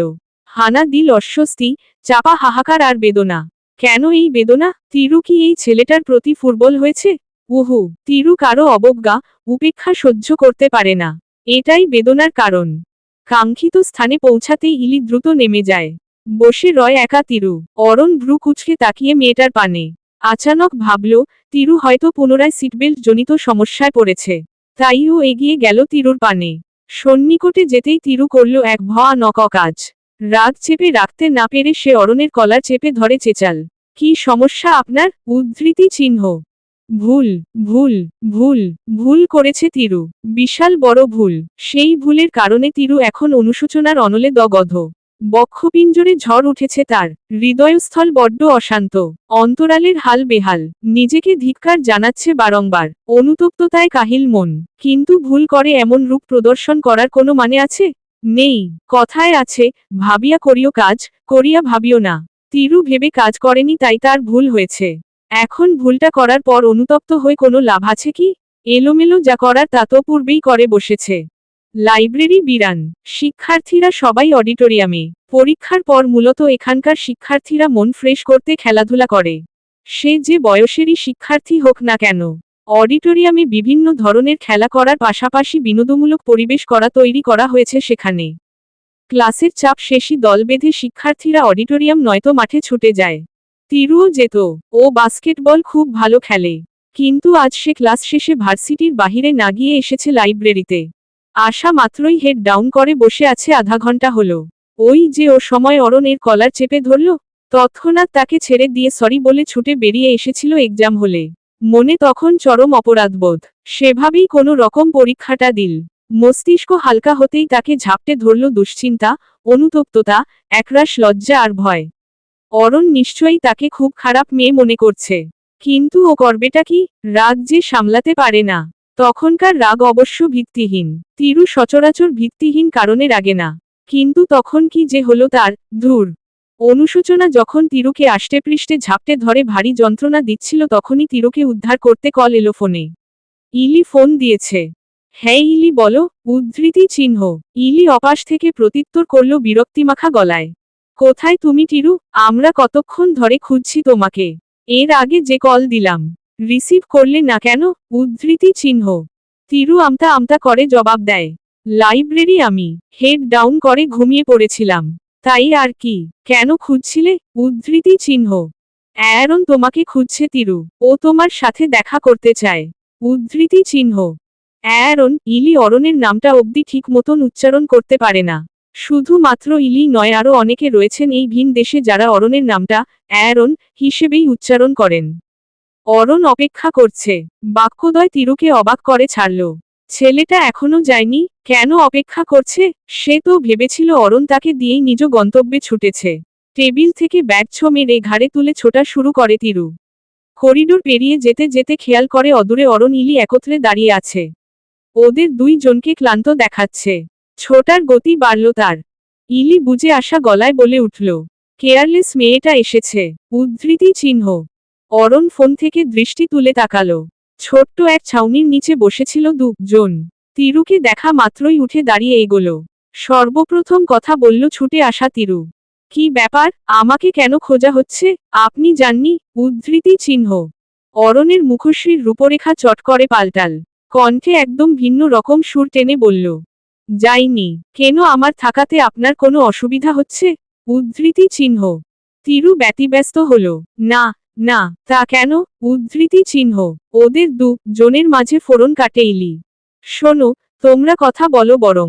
আমি গেলাম, একটু কাজ আছে আমার। উদ্ধৃতি চিহ্ন। স্মিথ হাসল অরণ। তবে তা ক্ষণিকের জন্য। ইলি প্রস্থান করতেই মুখবয়বে টেনে আনলো গাঢ় কালো মেঘ। মুখশ্রীতে গাম্ভীর্যতা বহাল। তিরু গভীর নয়নে দেখতে ব্যস্ত নতুন অরণকে। নতুন অরণ? হ্যাঁ নতুন অরণই তো।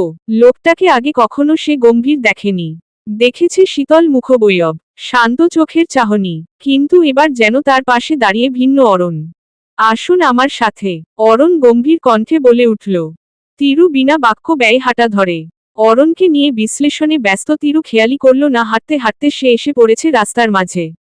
অরণের পিছু পিছু চলতে গিয়েও দূরত্ব সৃষ্টি করে নিয়েছে। অরণটার ধ্যানও তার প্রতি নাই। সিগন্যাল তখন গ্রিন লাইট প্রদর্শন করছে। অন্যমনস্ক তিরু বেমালুম আশেপাশের জগৎ ভুলে জেব্রা ক্রসিং দিয়ে হাঁটা ধরল। পেছনে থেকে চেঁচাল পুলিশ। ছুটে আসছিল গাড়ি নিয়ে। ফোনে মগ্ন অরণের ধ্যান ছুটে গেল। তিরুর অবস্থান দেখে বর্ষর হলো চোখজোড়া। কি অদ্ভুত, মেয়েটা অমন রোবটের মতো হেঁটে যাচ্ছে কেন? আশপাশ থেকে যে চেঁচাচ্ছে, শুনছে না তা? অরণ ছুটল, টান দিয়ে তিরুকে নিজের সাথে মিশিয়ে নিল লহমায়। তিরু ফিরে এলো হোসে। সাথে কেঁপে উঠল অরণের হুঙ্কারে। অদ্ভুত মেয়ে, মন কোথায় থাকে? আশপাশ থেকে যে চেঁচাচ্ছে কানে শুনেন না আপনি? এখনই তো হতো একটা এসি ডেটন্ট। উদ্ধৃতি চিহ্ন। তিরু সিটিয়ে রয়েছে। অরণের শক্তপোক্ত হাত তার কোমরে। সড়কে গাড়ি চালানো কয়েকজন সাদা চামড়ার লোক তিরুকে ইংরেজিতে বকাঝকা করে গাড়ি টেনে চলে গেল। দৌড়ে এলো ট্রাফিক পুলিশ। চারপাশে এক নজর বুলিয়ে অরণ শক্ত চোখে পুনরায় তিরুর পানে তাকালো। দাঁতে দাঁত চেপে বলে উঠল, দিলেন তো ঝামেলা লাগিয়ে। এখন পুলিশের চক্করে কতক্ষণ টাইম ওয়েস্ট হয় কে জানে। উদ্ধৃতি চিহ্ন। অরণের কণ্ঠে স্পষ্টত বিরক্তির রেশ। তিরু গায়ে মাখাল না। ও মিশে আছে ছেলেটার সাথে। মুঠোয় বন্দি করেছে অরণের একগাছি শার্টের কাপড়। ও ভাবছে কিছু। ভাবনা কালীন হুঁশ থাকে না তার।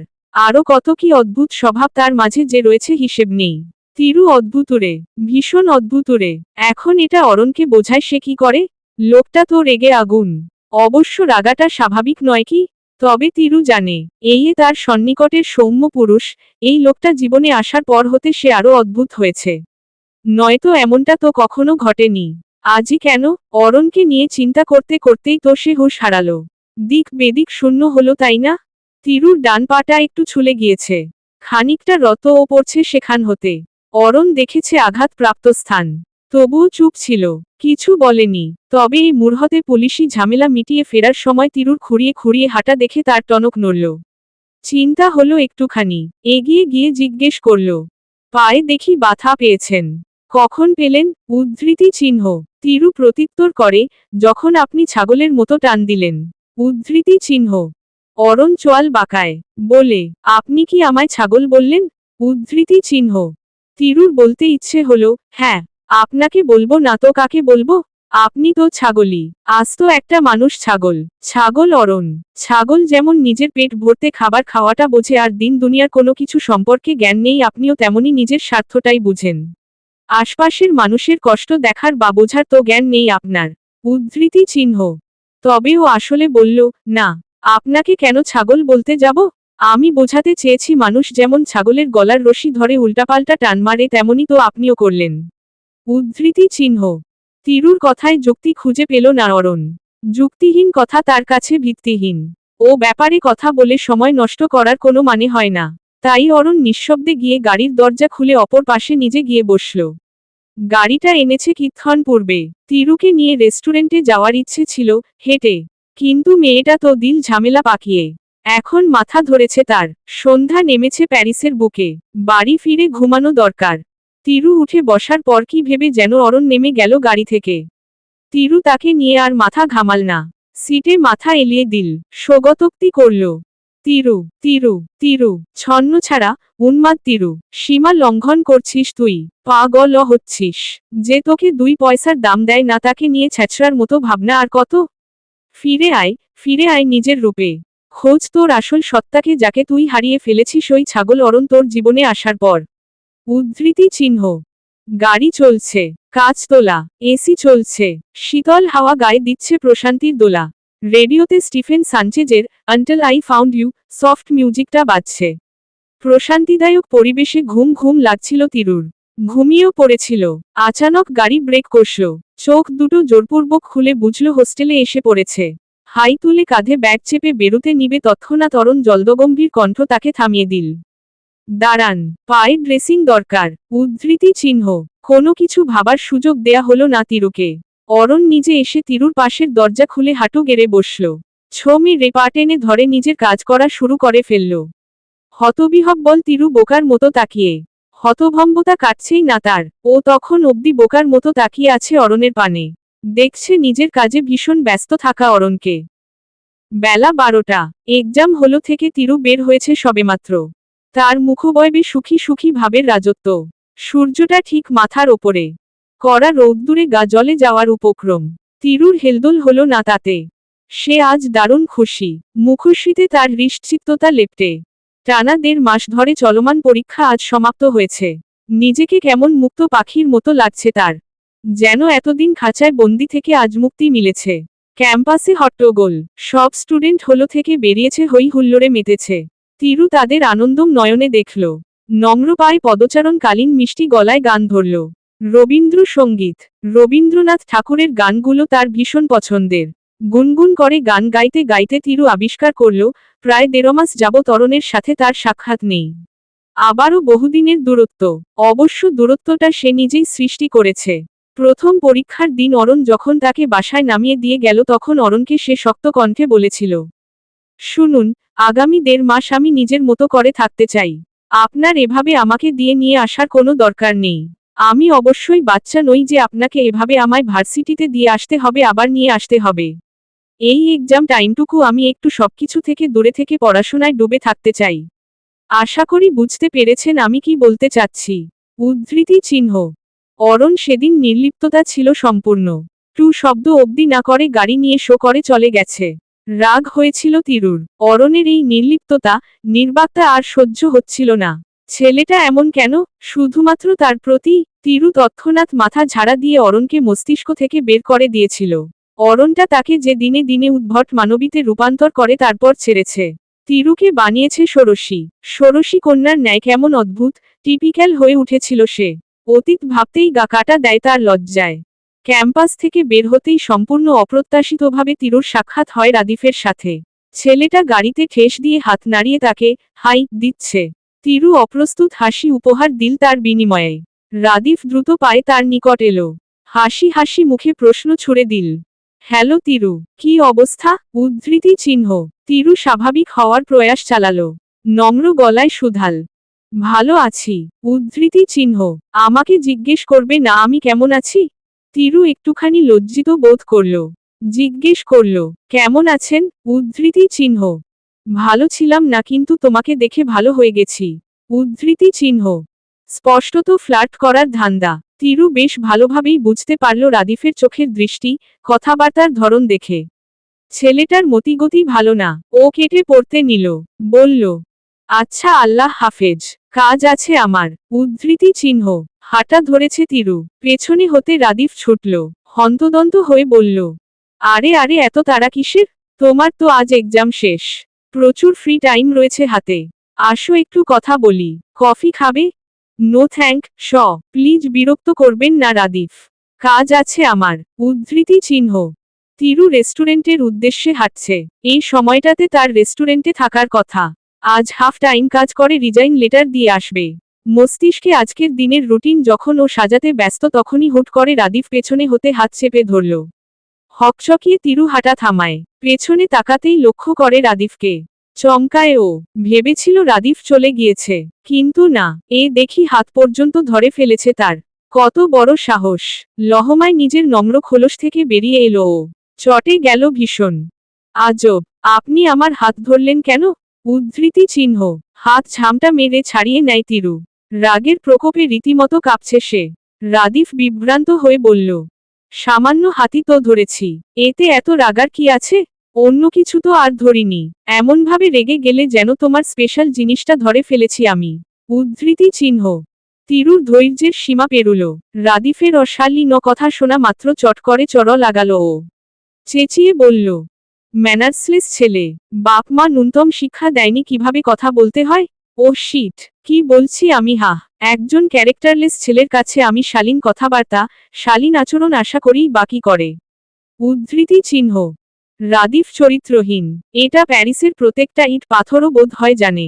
প্রত্যেকটা মানুষ যারা কিনা রাদিফের পরিচিত কিংবা অপরিচিত তারা সকলে রাদিফ সম্পর্কে অবগত। ও কেমন, ওর চরিত্রগত সমস্যাটা, সব কিছু। কিন্তু কখনো কেউ মুখের ওপর ওকে কথা শোনায়নি, এই একমাত্র তিরু ছাড়া। গা কেঁপে উঠল রাদিফের। রাগে, ক্ষোভে কপালের শিরা শারীরিকভাবে ফুটে উঠল। তিরুর সন্নিকটে এগোলো ও। তৎক্ষণাৎ করে বসল এক নিকৃষ্টতম কাজ। তিরুর বুকে বিশ্রীভাবে হাত ছুঁয়ে দিয়ে বলে উঠল, সেটাই তিরু। ক্যারেক্টারলেস মানুষের মুখ দিয়ে ভালো কথা বের হয় না। তেমনি ওদের হাতও বাজে কাজ করা হতে বিরত থাকতে পারে না। ওপস, বাজে নয়, ভালো। এটা আমার কাছে একটা ভালো কাজের মধ্যেই পড়ে। মৌমাছির তো মধুর প্রতিই আগ্রহ থাকে তাই না? উদ্ধৃতি চিহ্ন। কিংকর্তব্যবিমূঢ় তিরু। অপমানে, যন্ত্রণায়, লজ্জায় অক্ষিকোটরে তার পানি এসে জমেছে। হাত পা কাঁপছে ভীষণ।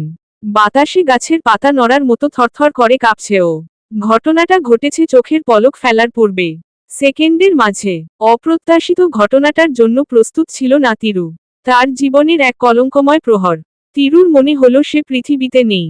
শূন্যে ভাসছে। মস্তিষ্ক ফাঁকা। অনুভূতিহীন মানবীর মতো সে তাকিয়ে আছে রাদিফের পানে।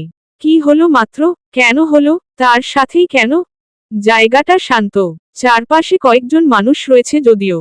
তবে তাদের দিন দুনিয়ার কোনো ধ্যানই নেই। নিজের মতো করে হেঁটে যাচ্ছে তারা। পলকে ধ্যান ফিরে এলো স্তব্ধমূর্তি তিরুর। রাদিফ তখনও তার গা ঘেঁষে দাঁড়িয়ে। তিরু চটপট ভাবল কিছু। আশপাশে তাকালো উদ্ভ্রান্তের মতো। পেয়ে গেল বোধহয় কাঙ্ক্ষিত বস্তু। ছুটল ও। ফিরে এলো রড নিয়ে। পাশেই দোকান ছিল। দোকানের মালিক তিরুকে এভাবে নিজের দোকানের পণ্য দৌড়ে নিয়ে যেতে দেখে চোর ভেবে তার পেছনে পেছনে চেঁচাতে চেঁচাতে ছুটে এলো। কিন্তু তিরু কি সোনার পাত্রী? সে ছুটে এসে হতভম্ব হয়ে দাঁড়িয়ে থাকা রাদিফকে সজোরে আঘাত করা শুরু করেছে। বিরতিহীনভাবে এক একটা আঘাত করার সময় তিরু চেঁচিয়ে বলে, বাস্টার্ড, জানো যদি আর কোনোদিন কোনো মেয়ের গায়ে এমন বাজে ভাবে স্পর্শ করিস ওইদিন আমি তোকে নিজের হাতে খুন করব। কত বড় সাহস, তুই আমাকে স্পর্শ করিস? আমাকে অবলা নারী লাগে তোর? আর কোনোদিন আমার আশেপাশে দেখলে কেটে ফেলব। উদ্ধৃতি চিহ্ন। তিরু কথা বলছিল ইংরেজিতে। আশপাশে জড়ো হওয়া মানুষ তাই তিরুকে থামাতে গিয়েও থামায়নি। রাদীপ সম্পর্কে জ্ঞান আছে তাদের। সে যে কতটা বাজে স্বভাবের ছেলে তা তারা জানে। অনেক বাজে কাজ করার রেকর্ড রয়েছে তার। কিন্তু আজ পর্যন্ত কেউ কোনো অভিযোগ তুলেনি বলে সকলে চুপ ছিল। কিন্তু আজ তিরুকে প্রতিবাদ দেখে তারাও হৈ হৈ করে ছুটে এলো। প্রতিবাদী হয়ে উঠল। তিরুকে থামানোর বদলে গুঞ্জন তুলল রাদীফের অপকর্মের। পুলিশকে ফোন দিয়ে ফেলেছে কেউ। এদিকে রাদীফের অবস্থা করুণ। রণচণ্ডী রূপ ধারণ করা তিরু থামেনি তখনও। চোখ দুটো রাগে লাল হয়ে তার। অন্তরালে অজস্র কষ্ট পুষে রেখে আঘাত করে যাচ্ছে রাদীফকে। ব্যাংকে যাচ্ছিল অরণ।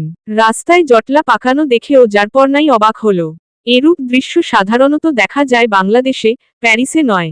ওখানে কি এমন হচ্ছে যা দেখার জন্য মানুষের এই উপচে পড়া ভিড়? গাড়ির কাচ নামাতেই অরণ শুনতে পেল একজন পুরুষের আর্তনাদ। গাড়ি থেকে নামল ও। ভিড় ঠেলেঠুলে প্রবেশ করতেই সম্মুখের দৃশ্য দেখে তার চোখ ছানাবড়া। তিরু, এ কি করছে মেয়েটা? তিরু থামুন। করছেনটা কি? উদ্ধৃতি চিহ্ন। পেছনে হতে তিরুকে ঝাপটে ধরেছে অরণ। হাত থেকে রড মেরে নিয়ে ফেলে দিয়েছে দূরে। লম্বা লম্বা শ্বাস ফেলছে তিরু। হাত দুটো কাঁপছে। হাতে, পোশাকে লাল লাল রক্তের দাগ। তাকে কে যে ধরে রেখেছে তা তখনও খেয়াল করেনি। রাদীফ জ্ঞান হারিয়েছে। কয়েকজন এসে ওকে ধরাধরি করে উঠানোর চেষ্টা চালাচ্ছে। তিরু খানিক শান্ত হল। ঘাড় বাঁকিয়ে অরণকে দেখা মাত্র ছোট বাচ্চার মতো ঠোঁট ফুলিয়ে ফুপিয়ে কেঁদে উঠল। অরণ তা দেখে ব্যস্ত হয়ে জিজ্ঞেস করল, কি হয়েছে তিরু? বলুন আমায়। ভয় নেই, আমি আছি না। কাঁদে না হুঁশ। উদ্ধৃতি চিহ্ন। আমি আছি না? কি ছিল এই বাক্যে? এত টানল কেন তিরুকে? চটপট ঘুরে দাঁড়িয়ে অরণের গলা জড়িয়ে ধরল ও। মাথা রাখল ঠিক বুকের বাম পাশে আলতো করে। শব্দযোগে কেঁদে উঠল ও। বলল, ও আমাকে ছুঁয়েছে। খুব বাজে ভাবে ছুঁয়েছে অরণ। উদ্ধৃতি চিহ্ন। পুলিশ এসেছে। চারিপাশে হট্টগোল, চাপা উত্তেজনা ছড়িয়ে গিয়েছে ইতিমধ্যেই। লোকজনের চেঁচামেচি কিংবা অদ্ভুত দৃষ্টি কোনোটারই পরোয়া করছে না তিরু। সে অরণের বুকে মাথা রেখে কাঁদতে ব্যস্ত। তিরু শক্ত মানুষ, সর্বত্রই। কিন্তু আজ এই সময়ে এসে কেন যেন অরণকে পাশে পেয়ে সে ফুরবল হয়ে গেছে। না চাইতেও থামছে না তার কান্না। বাঁধ মানছে না অশ্রুমালা। ইলি ক্ষুব্ধ, মন অশান্ত তার। রাগের প্রকোপে নিজের সবথেকে পছন্দের কফি মগটা অবধি ভেঙে চুরমার করেছে। তার এই বেসামাল রাগের কারণ রাদীফ। যখন শুনেছে তিরুর সাথে অসভ্য ছেলেটা এত বড় বিশ্রী ঘটনা ঘটিয়েছে ঠিক তখনই ক্ষোভে আছড়ে পড়েছে। বড় বোনের এমন অপ্রকৃতিস্থের মতন আচরণ দেখে উইলি বিস্মিত। ইলি তিরুকে নিয়ে এতটা ডেসপারেট তা জানা ছিল না। প্রথমবারের মতো উইলি উপলব্ধি করল তার বোন অন্য কাউকে বেশি গুরুত্ব দিলে তার হিংসাত্মক মনোভাব জন্মায়। উইলি নিজেও অবশ্য তিরুর সাথে ঘটমান ঘটনাটি নিয়ে দুঃখ পেয়েছে। অমন শান্তশিষ্ট মেয়েটার সাথে এমন জঘন্য কাজ হয়েছে ভেবে তার একটুখানি খারাপ লাগছে। দুই বোন যখন অন্তরালে নানান রকম চিন্তা করতে ব্যস্ত তখনই শান্ত কক্ষে আগমন ঘটে তিরুর। উইলি সর্বপ্রথম তাকে খেয়াল করে। পরিপাটি তিরুকে লক্ষ্য করে বলে উঠে, হাই তিরু। উদ্ধৃতি চিহ্ন। তিরু হাত নাড়িয়ে উইলিকে প্রত্যুত্তর করে। ইলি চেতনা ফিরে পেল। চট করে মাথা তুলে তাকালো ও। তিরুকে দেখে মৃদু হেসে উঠে দাঁড়ালো। ঝটপট এগোলো তিরুর নিকট। বলল, hey girl, I miss you so much. উদ্ধৃতি চিহ্ন। তিরু স্বাভাবিক গলায় উত্তর দেয়, মিস ইউ টু। উদ্ধৃতি চিহ্ন। ইলি আর কি বলবে তা খুঁজে পেল না। এমনি সময় কথার টপিকের অভাব থাকে না। কিন্তু এখন, এই সময়টা তো ভিন্ন। তিরুকে কি তার সান্ত্বনা জানানো উচিত? সান্ত্বনা জানালে যদি মেয়েটার পূর্বের কথা স্মরণ হয়ে খারাপ লাগা কাজ করে? কীর্তনের মাঝেই দ্বিধাদ্বন্দ্বে ভুগতে থাকা ইলিকে উদ্ধার করে তিরু। ও বলে, গাইজ আমি হোস্টেল ছেড়ে দিয়েছি। উদ্ধৃতি চিহ্ন। উইলি। ইলি চমকাল। ইলি ছটফটিয়ে জিজ্ঞেস করল, ছেড়ে দিয়েছ মানে? হোস্টেল ছেড়ে যাবে কই? তোমার তো কোনো আত্মীয় নেই এখানে তাই না? উদ্ধৃতি চিহ্ন। এইটুকু বলে ইলি থামল। হঠাৎ মনে পড়ে যাওয়া ভঙ্গিতে পুনরায় শুধাল, ও হ্যাঁ তুমি তো বলেছিলে যেদিন তোমার পরীক্ষা শেষ হবে সেদিন তোমার হাজবেন্ডের বাসায় যেতে হবে। তুমি কি ওখানেই যাচ্ছ? তিরু ইশারায় হ্যাঁ বলল। আধার নেমে এলো ইলির মুখশ্রী জুড়ে। মেয়েটা চলে যাবে ভাবতেই বুক ভার ভার লাগছে। কেমন এক অদৃশ্য শূন্যতা অনুভূত হচ্ছে। তিরু চলে গেলে সে যে বড্ড একা হয়ে পড়বে। তিরু স্বাভাবিক। এখন অনেকটা শান্ত হয়েছে তার অন্তঃকরণ। স্বাভাবিক হয়েছে তখনই যখন অরণের বুকে আছড়ে পড়ে বেকুবের মতো কান্না করছিল। কি যে লজ্জা পেয়েছিল তখন। রাস্তায় এত এত মানুষের মাঝে এত বড় একটা মেয়ে হয়ে কেমন গরুর মতো কাঁদছিল। সেখান থেকে যখন পুলিশ স্টেশনে গেল তখন থেকে বাকি সময়টা শক্তপোক্ত হয়ে আটসাট বেঁধে বসেছিল। অরণের সাথে আর কথা হয়নি। মূলত লজ্জা, সংকোচ কাজ করছিল। তবে তিরু যতই শক্ত হওয়ার চেষ্টা করে না কেন তার অক্ষিপটে বারংবার ভেসে বেড়ায় সেই দৃশ্য, যখন রাদিফ তাকে বাজে ভাবে স্পর্শ করেছিল। আহ, সেই নিষ্ঠুর সময়টা তিরু যদি রাবার দিয়ে মুছে ফেলতে পারত তবে কতই না ভালো হতো। কিন্তু আফসোস তা কখনোই সম্ভব না। পোশাক গোছানো শেষ প্রায়। এবার বইখাতা ব্যাগে রাখার পালা। ইলি সাহায্য করছে তিরুকে মনমরা হয়ে। উইলি মৌন হয়ে বসে কাপড়চোপড় গোছাতে গোছাতে অতিষ্ঠ তিরু। মনে মনে ভারী বিরক্ত হলো অরণের ওপর। আজই চলে যাওয়ার কি আছে? বাসায় ছেড়ে যাওয়ার সময় হঠাৎ অরণ তার পথ রোধ করে শক্ত গলায় বলে দিল, আজ তাকে নাকি শ্বশুরবাড়িতে যেতেই হবে। কঠিন গলা। তিরু কেন যেন না করতে পারল না। ছেলেটার গলায় অদ্ভুত একটা জোর ছিল, চোখের দৃষ্টি কঠোর ছিল। না আর করা হলোই না তার। ইলি আচানক ম্লান কণ্ঠে বলে উঠল, আমায় ভুলো না টিরু। উদ্ধৃতি চিহ্ন। ইলির কণ্ঠটা কেমন নির্জীব, নিষ্প্রাণ শোনালো। কাজ ফেলে তিরু চট করে তাকালো। দেখল ইলিকে। কিত বিচলিত হয়ে শুধাল, তোমাকে ভোলা অসম্ভব ইলি। এমন মন খারাপ করে আছো কেন? আমাদের ভার্সিটিতে তো প্রতিদিনই দেখা হবে। উদ্ধৃতি চিহ্ন। ভার্সিটিতে দেখা হলে কি হবে? এই রাতের বেলা আড্ডা দিতাম, একসাথে ডিনার করতাম। উইন্টারে মধ্যরাতে ব্যাডমিন্টন খেলতাম, তা তো আর হবে না। উদ্ধৃতি চিহ্ন। ইলির এ কথার পরিপ্রেক্ষিতে কিছু বলার মতো খুঁজে পেল না তিরু। কি বলবে? তার নিজেরও তো ভীষণ খারাপ লাগছে।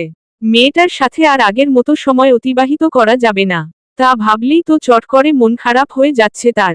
অরণ ব্যস্ত ভঙ্গিমায় হাত ঘড়িতে নজর বুলাল। অলরেডি 25 মিনিট হয়ে গেছে। এখন নিচে কেন নামছে না মেয়েটা? অদ্ভুত তো। অস্থিরতা নিয়ে পায়চারি ধরল। তার কারো জন্য অপেক্ষা করতে ভালো লাগে না। অপেক্ষা জিনিসটা তার কাছে বিরক্তিকর। হাঁটার মাঝেই অরণ খেয়াল করল তিরু আসছে। পেছনে দুটো মেয়ে, একজন ব্যাগ নিয়ে আসছে আরেকজন মাথা নুইয়ে। অরণ সামনে এগিয়ে গেল। আমার কাছে দিন ব্যাগ, অরণ ইলিকে বলল। ইলি তৎক্ষণাৎ অরণের নিকট ব্যাগ দিয়ে দেয়। শক্ত করে জড়িয়ে ধরে তিরুকে। কান্না পাচ্ছে তার, গলায় দলা পাকিয়ে রয়েছে কান্নার কুণ্ডলী। কান্না চেপে রেখে ও নম্র গলায় বলে উঠল, ভালো থেকো তিরু, সৃষ্টিকর্তা তোমার মঙ্গল করুক, সব সময় সুখে থেকো। উদ্ধৃতি চিহ্ন। তিরু কথা বলতে পারল না। শক্ত করে কেবল ধরে রইল ইলিকে। অক্ষিকোটরে জল জমে। তিরু তাদের গাল বেয়ে গড়িয়ে পড়ার আদেশ দিল না। অসহায় অশ্রুমালা তাই আর অক্ষিকোটরের বাহিরে আসার সাহস পেল না। কেবল পড়ে রইল নিজ স্থানে চুপটি করে। আন্ডারস্কোর। ক্লান্ত লাগছে। উদ্ধৃতি চিহ্ন। তিরু অন্ধকার থেকে দৃষ্টি সরাল। তাকালো সম্মুখে। ঘর্মাক্ত দেহ নিয়ে অরণ দাঁড়িয়ে। তিরুর দেখে বেশ মায়া লাগলো। ছেলেটার কপাল চুইয়ে ঘাম পড়ছে। এত কিসের ব্যস্ততা, ছোটাছুটি ছেলেটার? উহু, বসেই তো আছি, ক্লান্ত লাগবে কেন? উদ্ধৃতি চিহ্ন। অরণ পাশে বসল। পকেট থেকে টিস্যু বের করে কপাল মুছল। নোংরা হয়ে যাওয়া টিস্যুটা ডাস্টবিনে ফেলে তারপর জবাব দিল, বসে থাকাতেও ক্লান্তি আছে। এটা অবশ্য অন্য রকম ক্লান্তি। একাধারে অনেকক্ষণ বসে থাকলে বিরক্ত লাগে। এটাকে বিরক্তির ক্লান্তি বলে। উদ্ধৃতি চিহ্ন। তিরু আড়মোড়া ভাঙল। প্রসঙ্গ পাল্টে জিজ্ঞেস করল, গাড়ি ঠিক হতে কতক্ষণ লাগবে? উদ্ধৃতি চিহ্ন। এই তো আর 20-25 মিনিট। উদ্ধৃতি চিহ্ন। তিরু তপ্তশ্বাস ফেলে, আরও 20-25 মিনিট? মাই গড, 40 মিনিট যাবৎ বসে সে। ধৈর্যে কুলাচ্ছে না আর। ও অধৈর্য গলায় বলল, আপনার ফ্রেন্ডের গাড়ি ফিরিয়ে দেননি কেন? উদ্ধৃতি চিহ্ন। জবাব এলো শীতল কণ্ঠে, গাড়িটা আমার তিরু। যেদিন ফ্রেন্ডের গাড়ি নিয়ে আপনাকে রিসিভ করতে গিয়েছিলাম তখন আমার গাড়িটা দুলাভাই নিয়ে প্যারিসের বাহিরে গিয়েছিল। তাই ফ্রেন্ডেরটা নিয়ে আপনার কাছে গিয়েছিলাম। উদ্ধৃতি চিহ্ন। তিরু ছোট্ট করে উত্তর দিল, অহ আচ্ছা। উদ্ধৃতি চিহ্ন। গাড়ি ঠিক হতেই 5 মিনিটের মাথায় বাড়ি ফিরে আসে তারা। বাড়িটা খালি খালি লাগছিল তিরুর।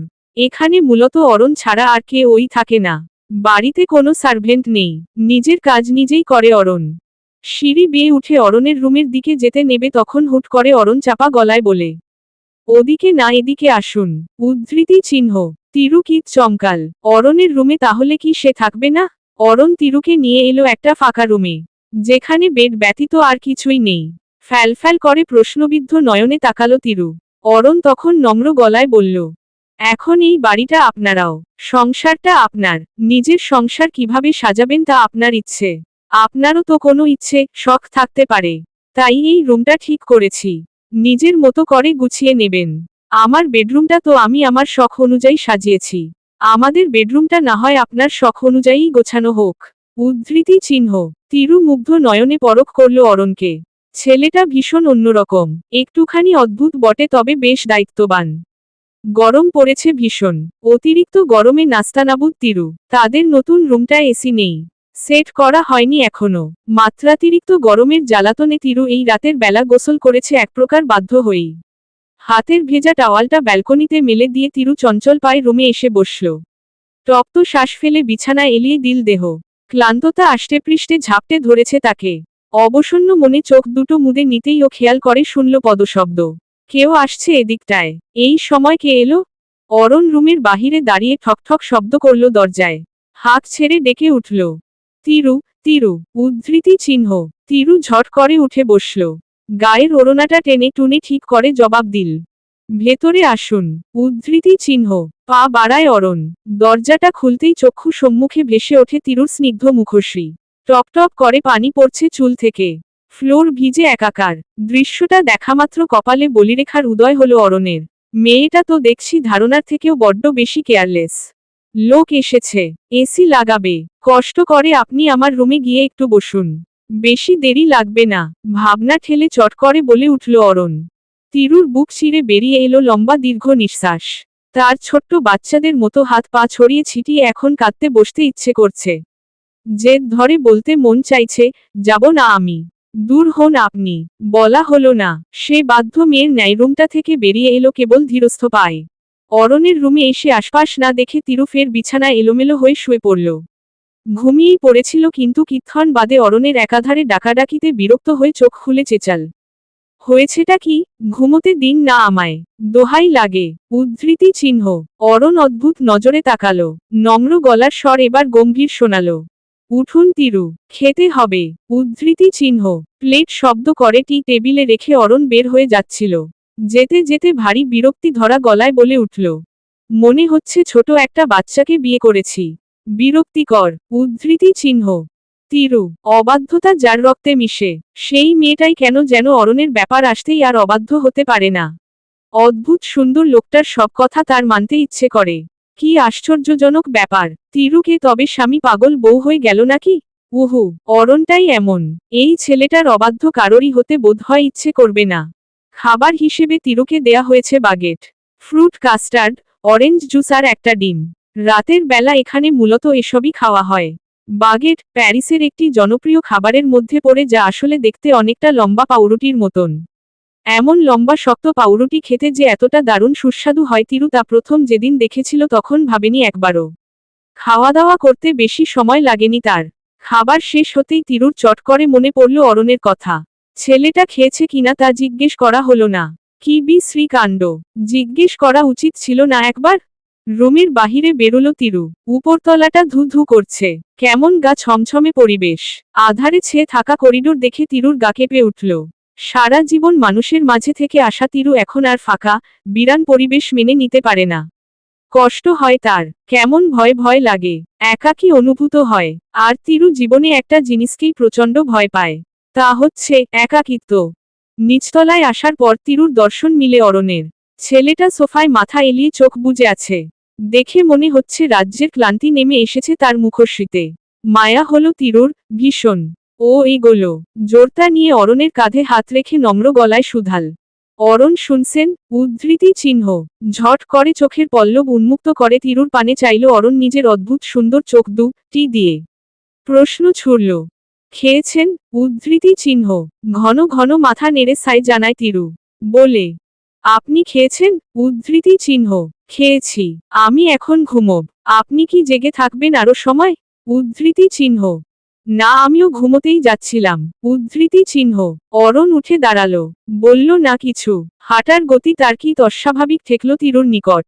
কণ্ঠস্বরটাও কেমন যেন ছিল। তার মনে হলো, ছেলেটা অসুস্থ। বিছানায় শুয়ে পড়তেই কেমন অস্বস্তি ঘিরে ধরল তিরুকে। শ্বাস রুখে আসতে চাইল। জীবনে প্রথম একজন পুরুষের সাথে বেড শেয়ার করে ঘুমোচ্ছে। অদ্ভুত অভিজ্ঞতা। ভালো লাগছে না তিরুর নিকট। পাশ ফিরে শুতেই ফোন বাজল। তিরুর না। অরণ উঠে ফোন হাতে নেয়। ক্ষণে অরণের মুখশ্রী জুড়ে শোভা পাওয়া গম্ভীরতা উবে যায়। কেমন উজ্জ্বল হয়ে ওঠে মুখবয়ব। কৌতূহলী হয় তিরু। কে ফোন দিল, কার জন্য অরণের মুখশ্রীর এই পরিবর্তন?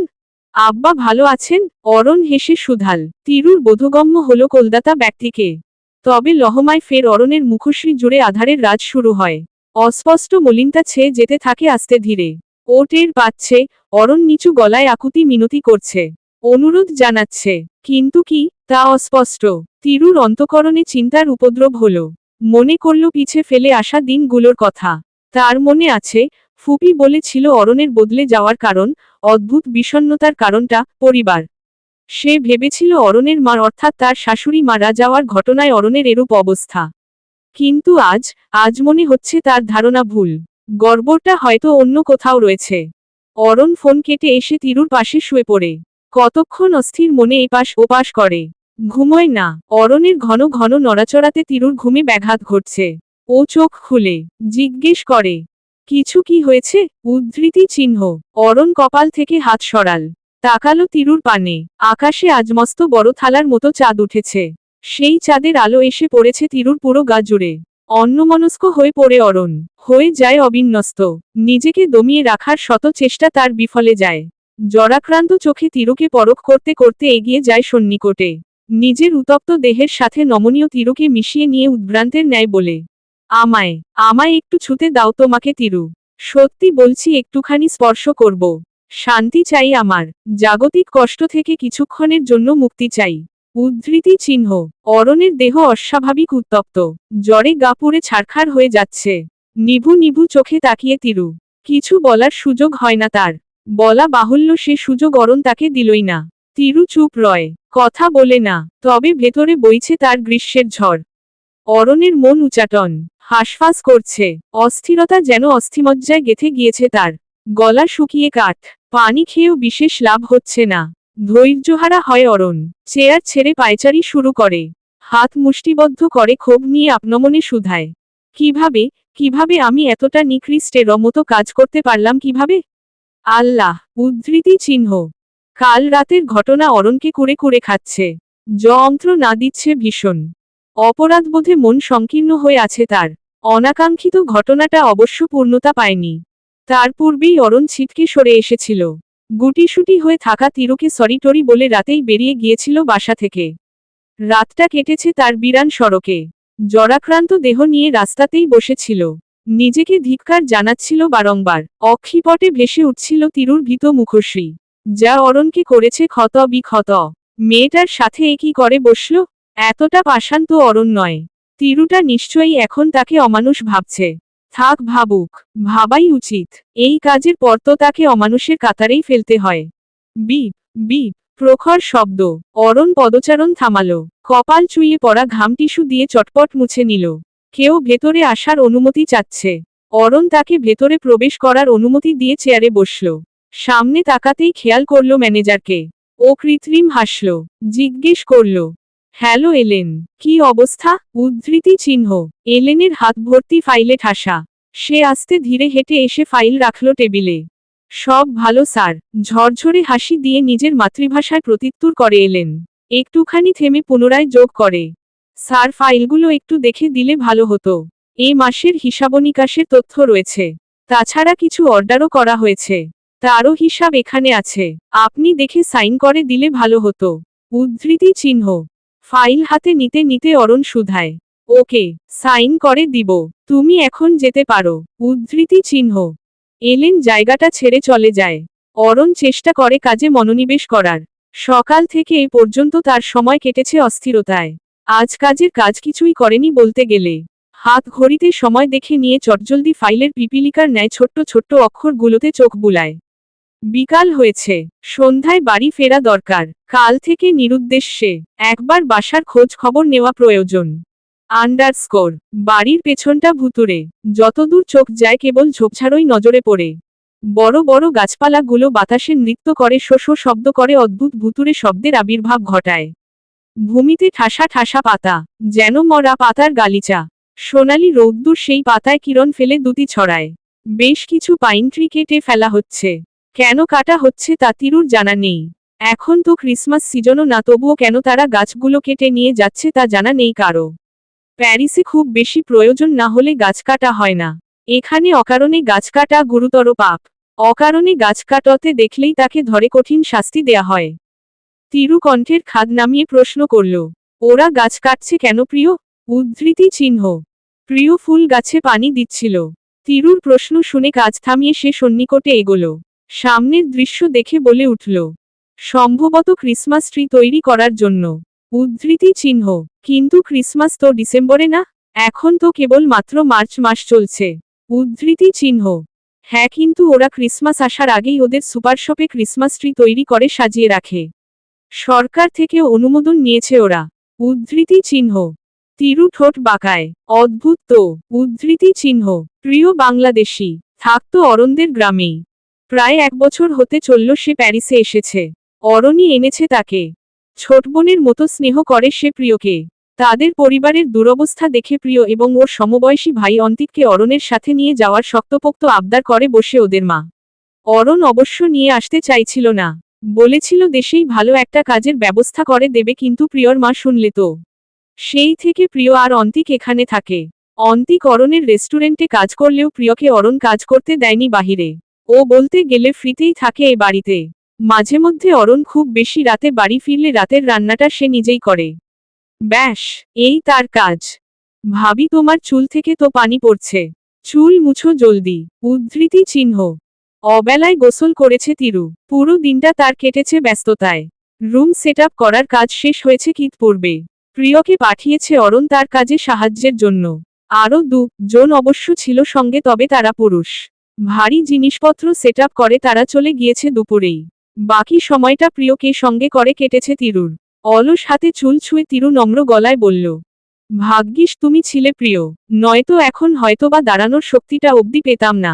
উদ্ধৃতি চিহ্ন। প্রিয় একগাল হাসল, বলল, এখন থেকে প্রতিদিন আমাকে পাবে ভাবি। এই কয়েকদিন একটু ঘোরাঘুরি ওপর ছিলাম। অরণ ভাই জোর করে ঘুরতে পাঠালো। অবশ্য আমার অনেক দিনের শখ জানো ভাবি, পুরো প্যারিস ঘুরে দেখব। অরণ ভাইয়ের জন্য শখটা পূরণ হলো। ভাইয়া যে আরো কত ঋণী করবে আমাদের। সেই বার যখন বাবা পঙ্গু হয়ে গেলেন, আমাদের পরিবারের হাল ধরার মতো এক আমি আর অন্তিক। দেশে চাকরি পাচ্ছিলাম না মন মতো। পড়াশোনাটা করা হয়নি নিম্নবিত্ত বলে। ওই সময়ে শহর ছেড়ে গ্রামে এলাম। দেখা হলো অরণ ভাইয়ের সাথে। চলে এলাম এখানে আমি আর অন্তিক। আল্লাহ তায়ালা ভালোই রেখেছে এখন ভাবি। বাবার চিকিৎসা চলছে, মাকে 3 বেলা খাওয়াতে পারছি। আর কি চাই জীবনে? অরণ ভাই আমার মতো এমন অনেক মানুষকে গ্রাম থেকে নিয়ে এসে নিজের রেস্টুরেন্টে কাজ করার সুযোগ করে দিয়েছেন। আমাদের মতো অসহায় মানুষগুলোর জীবনে চলার মতো একটা পথ তৈরি করে দিয়েছেন। ভাইয়ের কাছে আমরা সারা জীবন কৃতজ্ঞ থাকব ভাবি। তুমি খুব ভাগ্যবান মানুষ জানো তিরু ভাবি। অরণ ভাইয়ের মতন একটা ভালো মানুষ আল্লাহ তোমার কপালে লিখে রেখেছেন। উদ্ধৃতি চিহ্ন।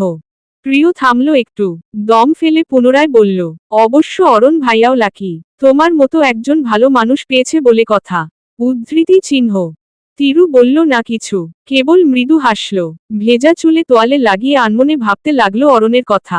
অমনি মনে পড়ল তার কাল রাতের ঘটনাটা। অরণ যখন তাকে কাছে টেনে নিতে গিয়ে ছিটকে দূরে সরে সরি বলে চট করে রুম ছেড়ে পালালো। সে মুহূর্তে তিরু যারপরনাই অবাক হয়েছিল। তবে সত্যি বলতে স্বস্তিও পেয়েছিল, কারণ অরণের সাথে অতটা ঘনিষ্ঠতার জন্য তার অন্তঃকরণ প্রস্তুত ছিল না। তিরু উঠে দাঁড়িয়ে হাঁটা ধরল। ছেলেটার সাথে তার আজ দেখা হয়নি একবারও। কোথায় আছে অরণ? আসবে কখন?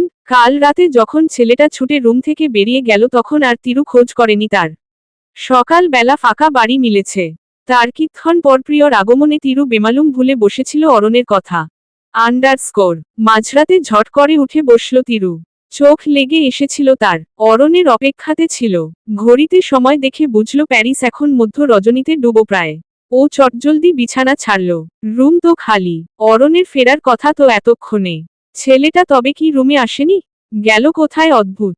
তিরু গেল অরণের রুমে, সেখানেই পাওয়া গেল অরণকে শুয়ে আছে, ঘুমুচ্ছে বোধ হয়। তিরু দরজা চাপিয়ে চলে যেতে নিবে তৎক্ষণাৎ চাপা কণ্ঠে রাউতো না দ বাড়ি খেল তার কর্ণকুহরে। পা বাড়াল ও বসল অরণের নিকটে, গায়ে হাত দিতেই বুঝল অরণের হাড়কাঁপানো জ্বর এসেছে পুনরায়। তিরু তখন মাথায় হাত, এত জ্বর লোকটার, আর সে কিনা পড়ে পড়ে ঘুমুচ্ছিল। উঠে দাঁড়িয়ে প্রয়োজনীয় জিনিস আনতে যাবে তখন হঠাৎ অরণের বিড়বিড়ানো শুনে তার পদচারণ স্তব্ধ হল। অরণ তখন যন্ত্রের মতো আওড়াচ্ছে, বাবা মাকে মারেনি, বাবা মাকে মারেনি, উদ্ধৃতি চিহ্ন। বেশ ভোরবেলা ঘুম থেকে উঠেছে আজ প্রিয়। রাতে অরণকে জ্বরাক্রান্ত দেহ নিয়ে ফিরতে দেখে চিন্তা হচ্ছিল তার। সকালে ঘুম থেকে উঠেই চটজলদি সে নাস্তা বানাতে লেগে পড়েছে। সব অরণের পছন্দের খাবার। সকালে যদিও বা ভারী খাবার খাওয়া হয় না এই বাড়িতে, তবুও অরণের অসুস্থতার কথা মাথায় রেখে প্রিয় খাবারের মেনু বদলেছে। জ্বর হলে রুচি চলে যায়, এই সময়ে নিশ্চয়ই শাক পাতা নামক হেলদি ফুড খেতে ইচ্ছে করবে না অরণের। প্রিয় যখন ভারী ব্যস্ত তখন পা টিপে টিপে সেখানে উপস্থিত হয় অন্তিক।